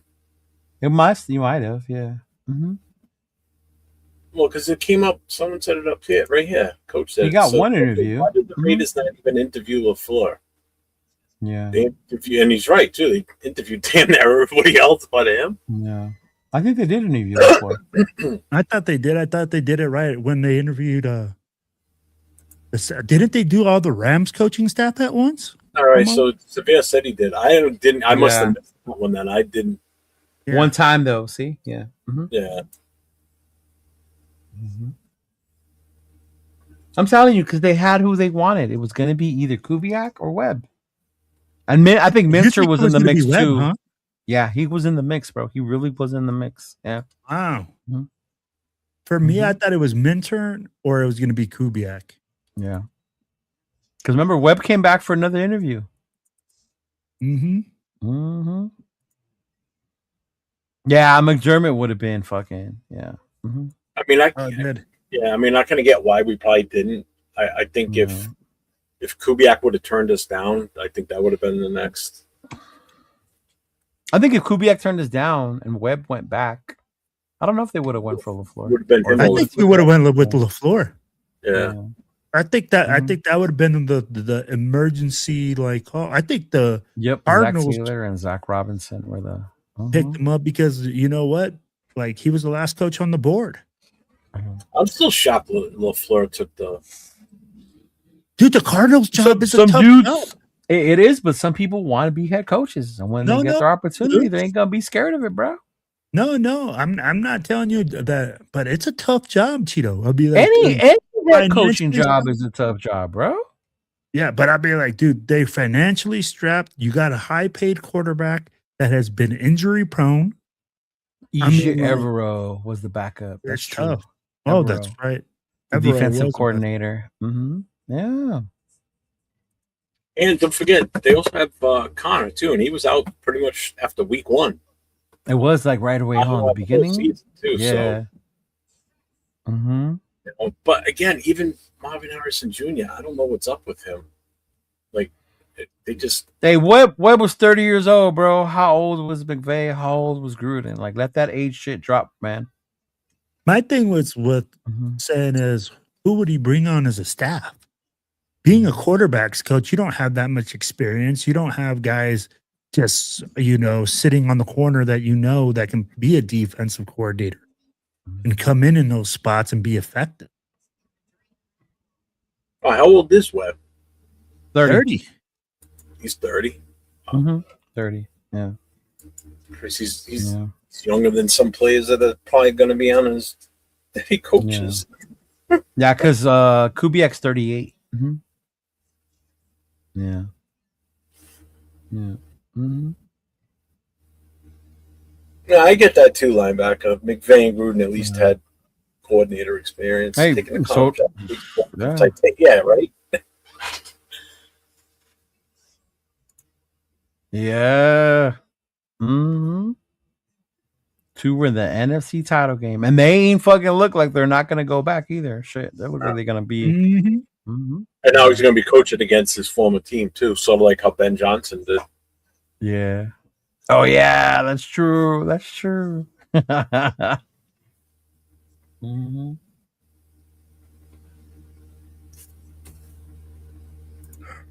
are we ready? Yeah, I've been ready, bro. Cheeto's Will's over here, like, yeah. Cheeto's been yawning. He's like, fucking Will. He said, what? Cheeto's been over here yawning like for the past 30 minutes. Because we said we were done about a half hour ago, then all of a sudden these questions popped into your head.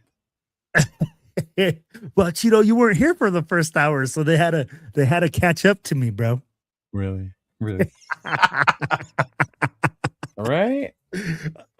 Are you giving us some tickets to the gun show right there, bro? Or killing us, huh? You shave your armpits? You're gonna see the dragonfly, bro. Hey, right now he's showing Spytech what he got right now. He's ready to be the Raiders' #1 draft pick, baby. Appreciate you, big dog. Great show, fellas. Appreciate you, homie. I hope your girl liked the shirt too. I mean, your baby mama. My bad. Cheeto has to take the rabbit suit to the cleaners. Man, I ain't got no rabbit suit, big dog. I ain't got Yeah. No, I'm not watching the replay. I watched Monday Night Raw. That's why the show started late yesterday. Did you watch the new season of the Netflix special? Yeah. Oh yeah. Yeah. It's good. It was good. I can't wait till the second part comes out because then it'll show the breakdown of the John Cena fight. Yeah. I want to see how they planned that out or why they ended it. That series is awesome. I like that series. I like it, but then again, I hate it at the same time, bro. Oh, why? Because they don't keep the fake kayfabe. Well, because then I know, like in my mind, I know it's fake. I know that, but now you know more in depth, and I don't need to know all that shit, bro. Hey, but not for nothing. If you watch that and you see how they treated, oh shit, what the hell is its name? Huh? R-Truth. With the knee injury? Who? Oh, Seth? Yeah. With the fake injury? Yeah. They kept that hush-hush. Yeah, and they that's did. really tough Yeah. to do in today's day and age. Yeah. Years ago that was easy. Now everybody's got a cell phone, whatever. All it takes is for He him had to one- come out whenever he did come out with all that shit on. Like, yeah. Yep. Even though it wasn't obviously a knee injury, Yeah. So think about how easy it would be for him to screw up, and everybody's got a goddamn cell phone, and they know what he looks like, and they're like, "Hey, look at this! He's walking around without a brace." I don't even like the fact that I know his real name now. His name is Kobe Seth Rollins. Oh I man, I didn't even know. I didn't need to know his real name, bro. I did not need to know. But his real another name. $5 super chat. Thank you, my guy. I appreciate you. Hey, D Menace. you love that shit, huh, Tito? What's that? WWE. Oh, dude, it's Last- so much fun, man. You should have seen how much fun me, Noah, and my girl had on Saturday watching the Royal Rumble in the movie theater, bro. It was amazing. It was a great fucking time. Since The Rock was wearing $500 Versace. Yeah, you got some catching up to do, Sophia. You got some catching up to do. Yeah, I would say if you're gonna start, like I would start renting. Right now, WrestleMania is gonna come up, but yeah, yeah. Jim Crockett Promotions. Yeah, it's not that old school wrestling no more. It ain't your mom and pop's wrestling no more. Yeah, Get your tennis rackets out. yeah. I remember the tennis racket. Yeah. Well, the funny thing for me too is as I'm watching the show, and then I see Road Dogg, what he looks Yes. like. What he looks Oh like my now. God. Yeah. Didn't even look like him until he started talking. That's when I noticed it too. And I was Yeah. like, "Holy shit, dude! He doesn't even Yeah. not even close to the same." I was like, "God No. damn!" Yeah. Yeah, when I heard him talk, I was like, "Oh wait, that's him." Like, Yeah, I was like, "Damn!" yeah. It's funny to Oh, see. that's dope, bro. I got to go to a live event. That's my next goal, is to take Noah to a live event. I went to a show here in Rhode Island when they came, just fucking going back like 30 plus years ago. It was not too long after the Undertaker started his persona. I got to meet Bret Hart, Jimmy Hart, the Big Boss Man. I saw backstage. I was backstage with them. We had backstage passes to get to meet those three guys. We got our pictures taken with them. I was pretty much almost the same height as the Big Boss Man. I thought he was taller than that. But where we sat right along the entrance where they walked into the ring. Yeah. And Undertaker walked by, and I'm like, holy fuck, dude. Another big dude. I was like, oh my God. Yeah. He said he hadn't seen wrestling since Randy Savage was doing lines before shooting promos with Mean Gene. Oh, yeah. Nah, bro. Oh, I love old school. I did. Old school was the shit, but it's just different now. To me, it's better. Yeah. They're more athletic. They do more shit. Yeah. Shit, I've King met Kong Bundy. remember Prince Albert. I met him, Sergeant Slaughter. Yeah, I remember Sergeant Slaughter. Yeah. Met a few of those guys before too. We met a couple of them that came on the ship. I remember they did a thing where they came and they saw us when we were overseas. Yeah. Yeah. There is stories. What do you mean there's no stories? Yes, there is. There's stories. Monday night soap opera. Yeah, it's nothing but everybody bitched about Cody Rhodes needing to finish the story. I know, right? That's what I'm telling you, bro. Start talking about wrestling. That's gonna be a whole nother show. You said Diego Pavia. We said that earlier too. Actually, we were talking about that earlier. Exactly. That is facts, bro. That is facts. Hey, Diego Pavia, Rey Mysterio coming up here. WWE, baby. Yeah, because he's probably not going to get drafted. I said he's probably going to be an undrafted free agent. And Leo, Dude, I think I said that yesterday. He might end up being one of the luchadors on WWE.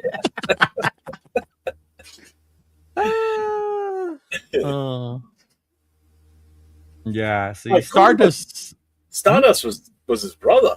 That wasn't Cody. Goldust. Who was Goldust? I thought that was his dad. That to me was stupid. I didn't like the whole dust thing. That was yeah.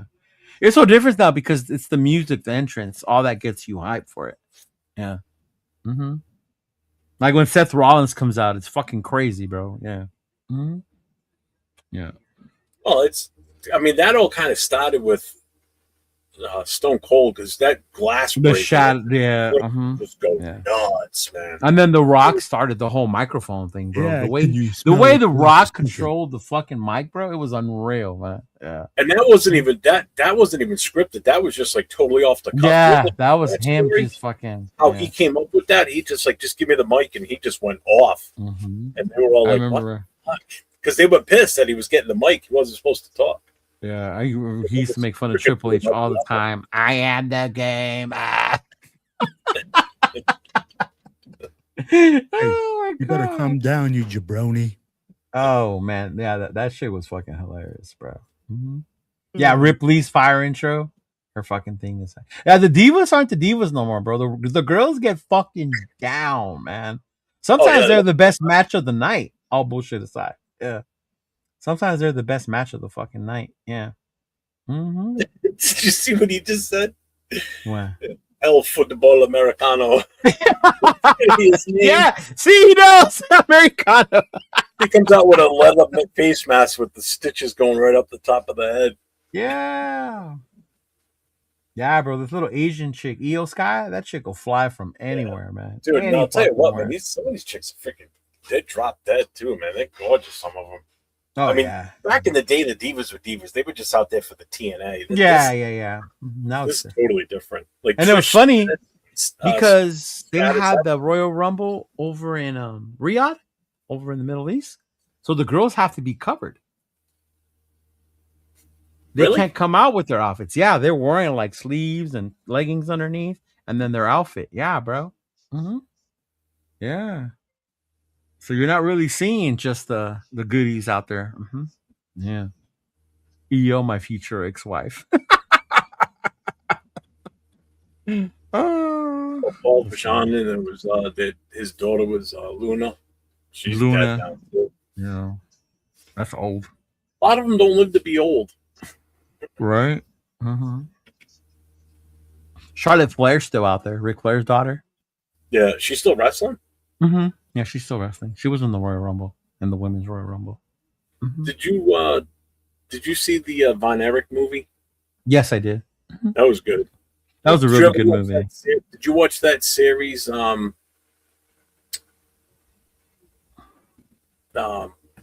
With the two brothers that were wrestlers, the independent place that they owned. No, what series was that? On Netflix or Probably no. I don't think I so. forget the name of it. Heels. I think that was it. Heels. I gotta check it out. And I haven't seen that one. That's good. It's good. Yeah. It's the guy that played in 50 Shades of Grey there. The guy that was the main. He's the other. He's the wrestler, and then the kid from the Vikings, the son, Mm-hmm. the big tall kid. He was in that fucking football movie. Was that he was in too? Wasn't Remember the Titans?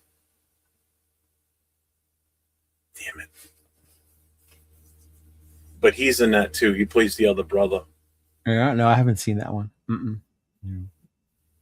You must have seen the one with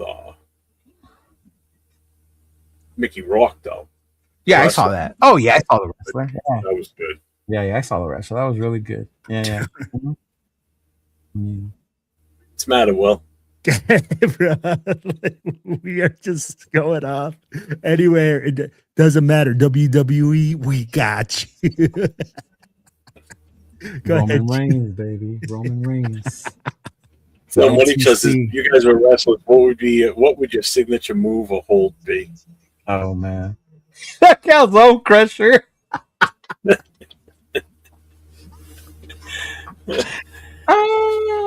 Oh man, that's funny. That's funny.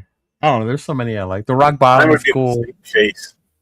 You know what? I love the RKO. The RKO is my favorite, bro. I love watching people get RKO'd. Mhm. Yeah, Raider Moot seems like he'd be a wrestling fan. Is that Will's new name now? That's Raider Wales' new name, apparently. Raider Moot.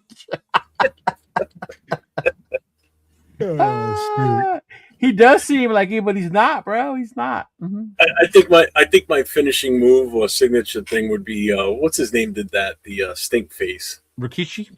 Rikishi, right? Yeah. The That acid was so effect. nasty. That's so fucking gross. Yeah. Do you know that there was a wrestler called Bastion Booger? Yeah, I remember him. Remember him? Mm-hmm. Yeah. The fucking characters back then, man. Oh, back then and they had to though. They had to do those gimmicks to be they able had to. so many of them. Yeah, they had so many. Hacksaw Jim Duggan with his 2x4. Oh, Junkyard Dog. Brutus the Barber Beefcake. Fuck. Oh, what was a barber with big ass shears in the ring, bro? still, man, I still think some of the best mic work ever, and I know The Rock's awesome at it. But Roddy Piper, man, Oh, Roddy was amazing at the mic when he had Piper's Pit. he was awesome. He was awesome, man. I remember he used to fuck people up on Piper's Pit. He would have them come in now. Yeah. I know, Did you ever- Sal. I've been thinking about it for a minute. For wrestling. Do you ever see the documentary with Jake the Snake? Yes. Well, that guy went downhill fast after a Yeah, while. But I mean, he's good now. But Yeah. man, he was in a bad place, man. I His saw the daughter's a one Raiders with- fan. Yeah. He's a Raiders Yeah. fan. He's a Raiders fan. The man's daughter. Mm-hmm. Yeah, I saw that one. The other one that was sad was the Razor Ramon one, Scott Hall. Yeah. When Diamond Dallas Page tried to save him so many times. Yeah. Yep. Mhm. Yep. Yeah. Yeah, they go through a lot, bro. Eddie Guerrero was hard for me, man. When the whole Eddie thing happened. Yeah. I took that one hard. The what was the other thing they had on TV where they would go around and try and get old memorabilia back? Did you ever watch that show? Oh, yeah. That was with See Mankind. the one when Mick they went Foley. to Backlund's house? That guy's fucking tapped still. To whose house? Bob Backlund. They went to Bob Backlund's house one time? You ever saw that one? No, I don't think I saw that episode. Yeah. He had those. Remember how the Iron Sheik used to use those big wooden sticks to work out and everything? There was only one other person that could ever do it, and that was Bob Backlund. And he still got a set at his house, and he showed them. And that's what Mick went to go get, was those? Yep. Oh, No, they went for crazy. something else, but he pulled those out to Pulled show them up out? in front of him. Yeah, it was Mick and Sergeant Slaughter went there because it was they were going to get something that was the Sheik's. I see. That's crazy. Oh, man. That guy's fucking tapped, dude. He's I remember watching that show. They would go to certain to try to get or to see if certain memorabilia was real. Yeah. Mm-hmm. There was one guy who supposedly had Goldberg gloves that were autographed, and they took him to Goldberg, and Goldberg said he never wore that, that brand. They weren't real. Yeah. Nope. Mm-hmm. Like, that dude was all sad. Damn. Bob Backlund, Jesus Christ. Yeah. The Hardys, I seen the one with the Hardy Boys. Was it Jeff or Matt that went down after his girl cheated on him with Edge? That happened like in real life. Yeah. They had an affair. They all did back then. And it was Even when I watched the Macho Man thing, made me hate Hogan a little more, right? That he was after Elizabeth. I'm like, hey, bro, that's your homie, dog. Fuck you, Terry. Shit. I love Macho Man, bro. Macho Man was the shit. Hey, We started this wrestling talk. Will was looking bored. I know, right? hey, I don't watch wrestling, man. I'm sitting here like, huh? You never did? Not even as a kid? I did. I watched it when I was like, I think the last time I watched it was when Goldberg was still around. And Which The Rock. Goldberg? The WCW Goldberg, or when he came to WWF Goldberg? Oh, damn. The WCW one was WCW one is the one I remember the most. Okay, so then you go that far back to the Monday Night Wars. Those were awesome. No, you're asking too much, mate. No, I was telling Jeff that was the Monday Night Wars, right? Yeah, those Monday Night Wars, man. Those were the best, man. They really were. Those were probably the best ever of any type of cross promotion and just those storylines were just fucking perfect. And then the fact that Vince McMahon bought out WCW after all that too. That was crazy. That was crazy. The funny part was, so the Monday Night Wars were Monday Night Raw, Monday Night Nitro. They were at the same time. So Nitro tried to outsmart WWF by announcing the results because the WWF had their event earlier, so it was recorded. So on Nitro, they announced that Mick Foley was going to win the title that night, hoping that you won't go tune in to watch it. Well, it backfired on them, bro. By them telling the world that Mick Foley was going to win, everybody went to Monday Night Raw and they watched Mick Foley win the fucking title. Yeah. No, those shits were. There's a documentary on the Monday Night Wars, I think. I can't remember where I saw it, but yeah, I've seen it before. Mm-hmm. Yeah. Oh yeah, the cartoons on Saturday, man. They had that. Oh my god, those were the shit. Uh-huh. Yeah. Then the series. Bo Jackson was in it, right? It's Bo, Hulk Hogan. So. Yeah. Uh-huh. Yeah. It was crazy, man. Actually, do you remember the I think it was a SummerSlam when it was Undertaker versus Yokozuna, and the winner had to get the other guy into the coffin, but in the ground, and then cover him up. Yeah, that was Killer Island. Yeah, because one of my buddies knew the guy that was the stunt double, because when they put the actual Undertaker into the crate in the ground, and then you saw his body rising up. Mm-hmm. That was actually a real person behind that curtain, and that was one of my friends. Oh, for real? Yeah, that was about the same size as the Undertaker, and they had him rigged up, and then they raised him up. They pulled him up, yeah. But that was done. Again, stuff I didn't need to know. I didn't know. I thought the Undertaker's body was really floating in there until Jeff told me. Don't take away the magic. Well, it wasn't. Don't take away the magic. Like, how did they get him out so fast? It wasn't really him. It was someone else playing the part. Or even when they used to light the coffins on fire after a coffin match. Yeah. Yeah, and if you notice, a lot of that shit was done up against the ring because it'd be in a trap door, and they would roll out. Door. Remember the song "Land of 1,000 Dances"? I remember that song. Yeah. Yeah, that whole NWO thing, and that was just that was probably one of the best things. That, and then the whole DX. Wolfpack. So even the Wolfpack was later. It was after the original. Yeah, the Wolfpack was created afterwards. The whole DX thing was awesome. I was more of a DX guy. See, I'm faithful. Yeah, I was faithful to WWF during that time. They got in so much trouble when they did that skit with the Jeep going to the WCW arena. That was legit. That was legit. Yeah. That wasn't like scripted or nothing. They went there and they got in trouble for that shit. Yeah, they did. I think it's hilarious though. Yeah. They pulled with a Jeep with one of those recoilless guns on it. I remember that shit. They all dressed up in that shit too. Yeah.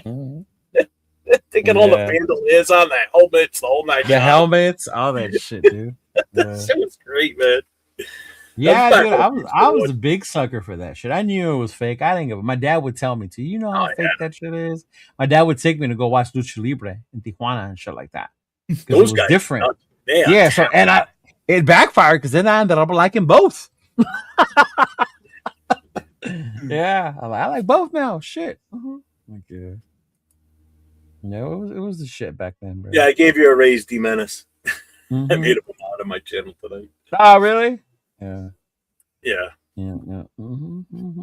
Oh, yeah, it's all about the money. The more money they generate. Oh, my God. You know how much money the WWE made during all that? It's crazy. They're not, I didn't know this until Dawn and I drove down to Philly, that their original building that they used to be in, it's a whole new building now. They're not in the original building. The headquarters over by you guys? Yeah. It's in Stamford, Connecticut. So when you're going down 95 heading towards New York, the original building used to be on the northbound side. And I remember the specific building because it was all reflective glass on the outside, so it just looked like a big mirror. And it always had a big WWE sign on the side of the building. Well, when we were going down this time, I'm looking that way. I'm like, what the fuck's the building? And all of a sudden, a little bit past on the right, it's on the southbound lane now, across on the other side of the 95, but it's a massive complex. Yeah. And then you finally see it in that show that's out now. Yeah. And I was like, all right, no, they got rid of the other building and moved into, they built their own. Finally, they're old because of the other one. They just took over an old office building. Oh shit! No way! No way! Big Easy. His favorite wrestler's Penta. Cero miedo, dog. Oh my Cerro god. Miedo. Oh my god. Mhm. That- Yes, we're sir. we're getting out of control with Cerro Miedo. That's Penta, dog. That's Cerro Miedo. Mhm. Yeah. Oh, We always man. like our Skip Bayless always has interesting takes and What? they called you Skip Bayless, bro. Mhm. Oh Mhm. man. Yeah, they're still in Uh-huh. Connecticut, man. That's actually they're like Uh, a town or two over from where Hunter grew up. Hunter. Yeah. He's Yeah. really yeah. from Greenwich, Connecticut. Paul? That's Where legit. Paul? Where Where big. Paul is from. Yeah. Yeah. He's That's still like- one of my favorite wrestlers, bro. That is like, you want to talk about a super rich town? That's a Yeah. super rich town. Not Stamford, Greenwich. Greenwich, yeah. Greenwich, Connecticut. Yeah. Yep. Mm-hmm. Yeah, that is still one of my favorites. I thought was it Triple H from there, from Greenwich, Connecticut? That's what we're talking about. Paul Hunter. Yeah. Ah, It's That's a him. couple of towns over from Stamford. Stanford's a Yeah. shithole. Stanford is a shithole city. Where was Aaron Hernandez from? Wasn't he from Florida or something? No, he was from up he's from there. That was the Connecticut. whole thing. He's from yeah. Austin, I think. Yeah, he's from that area up there somewhere. A bad area. or He had to be whatever. outside of. He had to be up in the Boston area then. Yeah. No, that's why people were saying when he left Florida and he came back home, it was like, oh shit. Mhm. Yeah. Mhm. You said Aaron Hernandez, right? Aaron Hernandez, yeah. Tight end for the Patriots. Yeah. Yeah. Well, actually, the gun range that I used to be a member to, where he actually killed the guy, is just off that property, Yeah. and his condo unit is like half a block over from the gun range I go to. So it was watched all that. over the area. I watched that Netflix special. That shit was crazy. Is there a Raider one that's coming out soon? Or am I being catfished? No, you're right. On Netflix. On On Netflix? Netflix. When does that drop? I don't know, but I did see the highlight for it. Not the highlight, Oh, but I okay. did see the ad for it. I gotta I see don't what day. know. I gotta watch that. Yeah. Mhm. I didn't see it on Netflix itself, like an advertisement there. I saw it, I think, on Facebook or something. That's where I saw, but you know how sometimes people be making fake shit? Yeah. You got it. Especially on Facebook. Yeah, there's some sort of documentary coming out or something. I don't know what it's About Las Vegas, right? something like that. Yeah, Yeah. I still Mhm. can't wait for the movie to come out later this year. My buddy watched it for now. He watched the preview. Yeah. What, for the Madden The- movie? Yeah. Mm-hmm. He got to do the movie screening. Yeah. He lives over there in the Glendale, Burbank area, so they get to do a lot of that shit. 'Cause They it's said it local was to them. legit or what? He said, bro, he hit me up right afterwards. He goes, oh my God, bro, you're going to love that fucking movie. It's fucking great. Yeah. Christian Bale's a great actor, and Mhm. what I've seen of him playing Al Davis, I mean, Yeah. the mannerisms. So I mean, he studied his ass off to play. Yeah, that he role. said they So, both did a really good job in that fucking role. It was crazy. He said we're going to love it as Raider fans. Mhm. Well, you sleeping? Nah. He's going through his OnlyFans account. Well, I'm ready to go. We're almost at 4 hours. Yeah. Might be the longest. Will's on his OnlyFans, man. It's time to go, yo. Yeah. Like Everybody- I'm over there ordering some more Smith's barbecue sauce. Make sure you guys hook up our boy. Is that what you Baron call it? Raider. Hey, Is that what you that's what. call it? Hey, Baron Raider, bro. Smith's barbecue sauce. I already heard. Well, you got anything coming up this week? Yeah, so we're gonna be having a Super Bowl. For podcasting. Maybe if Cheeto makes it on Tuesday or on Friday, we'll have a show on Friday during the day. If Thursday. or Thursday Thursday. or Okay, Friday? we're gonna see We'll Thursday talk. or We'll Friday, talk. depending on what Cheeto can make. We'll see if we can make it happen. Oh yeah, definitely, bro. But besides that, man, I'm just really gonna go enjoy the time. Like I said, we're gonna have a big get together for the Super Bowl and just get together with our booster club and chill and enjoy the Super Bowl and just enjoy the day. Besides that, man. Take it easy, money, Chuck. Being him, man. Tomorrow night you'll see myself and Leo. You're gonna make it tomorrow night? Yeah. Mhm. Okay. You'll see Leo and myself tomorrow night, along with Jay from Just Raiders Baby and our boy LV Raider 10, Nate, for the Raider Connection. And then Thursday night it'll be Nate and I again for Raiders Coast to Coast. Yeah, you know I got to come on there and give Nathan shit. Mhm. Of course you do. You got anything Damn. on with this week? Or Oh, didn't we say we were gonna post that draft and then have the chat grade it? what draft? The one they sent you that they saw as the best trade. Their mock draft. Yeah, I have it. I still Let's have do it. that. We'll do that. We're gonna post someone's. I won't tell you whose. We're gonna post their trade proposal and their draft, and we're gonna let you, the chat, grade it. Mm-hmm. Yeah, it'll be fun. I'm going to spend my day because, well, it's going to be Jay that's doing it tomorrow. Mm-hmm. Yeah. So I'm going to spend my day tomorrow. I'm going to come up with my own to rival that one. This will be the first mock draft that I've actually done this season. So, Oh my gosh, here we go. So Mock if you in the draft chat, if you guys are listening still, if you want to come up with one, send it to me or Jeff, and we will see about putting it on the Connection show. What we do is we'll go over and see your drafts, your proposals, whatever, and we'll let y'all grade them. We won't even put your name until after if you want. Yeah. Mm-hmm. And if you want to trade back. If you want, Yeah, whatever you want to do, do your thing, and then send it to us. No rules. Right, and then we'll review it on the show. Yeah. Can't wait to see you guys draft the kicker in the first round. Hey, well, you can submit one too, dog. Throw it in there. Hey, don't you worry, baby. Hey, when you see that kicker or that long snapper being draft number 1, you know who made that draft pick. Right? John Don't Condon. let those talk tomorrow, guys. Start a war in the chat. Oh, you know that's going to come up tomorrow. Man. The Mandalorian. Mandalorian. Jaja Dozer. Was going to say, yeah, so make sure everybody hits the notifications, hits the subs on all 3 channels. You got myself, former area to Jeff. You got Will from Silver and Black Podcast. And then you got Leo at the end over there, Chidolinus. Make sure you hit all the notifications, hit the sub, hit the thumbs up. And you'll see Leo and I tomorrow night. Thank you, everybody, for being here. Stay safe. Go Raiders. Go Raiders.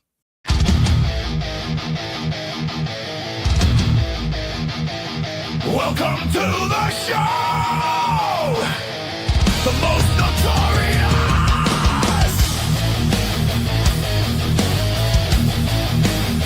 In the heart of the storm, where chaos is the law, a crew stands united.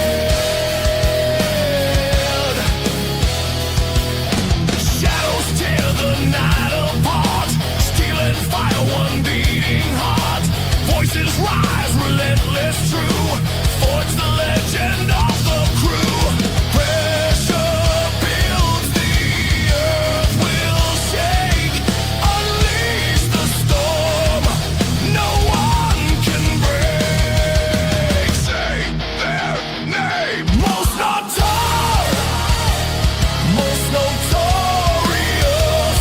Born from struggle, shaped by flame. Most notorious. Every battle fuels the name. They rise from the ashes, stronger every time. Bound by the grind, driven by the fight. This is the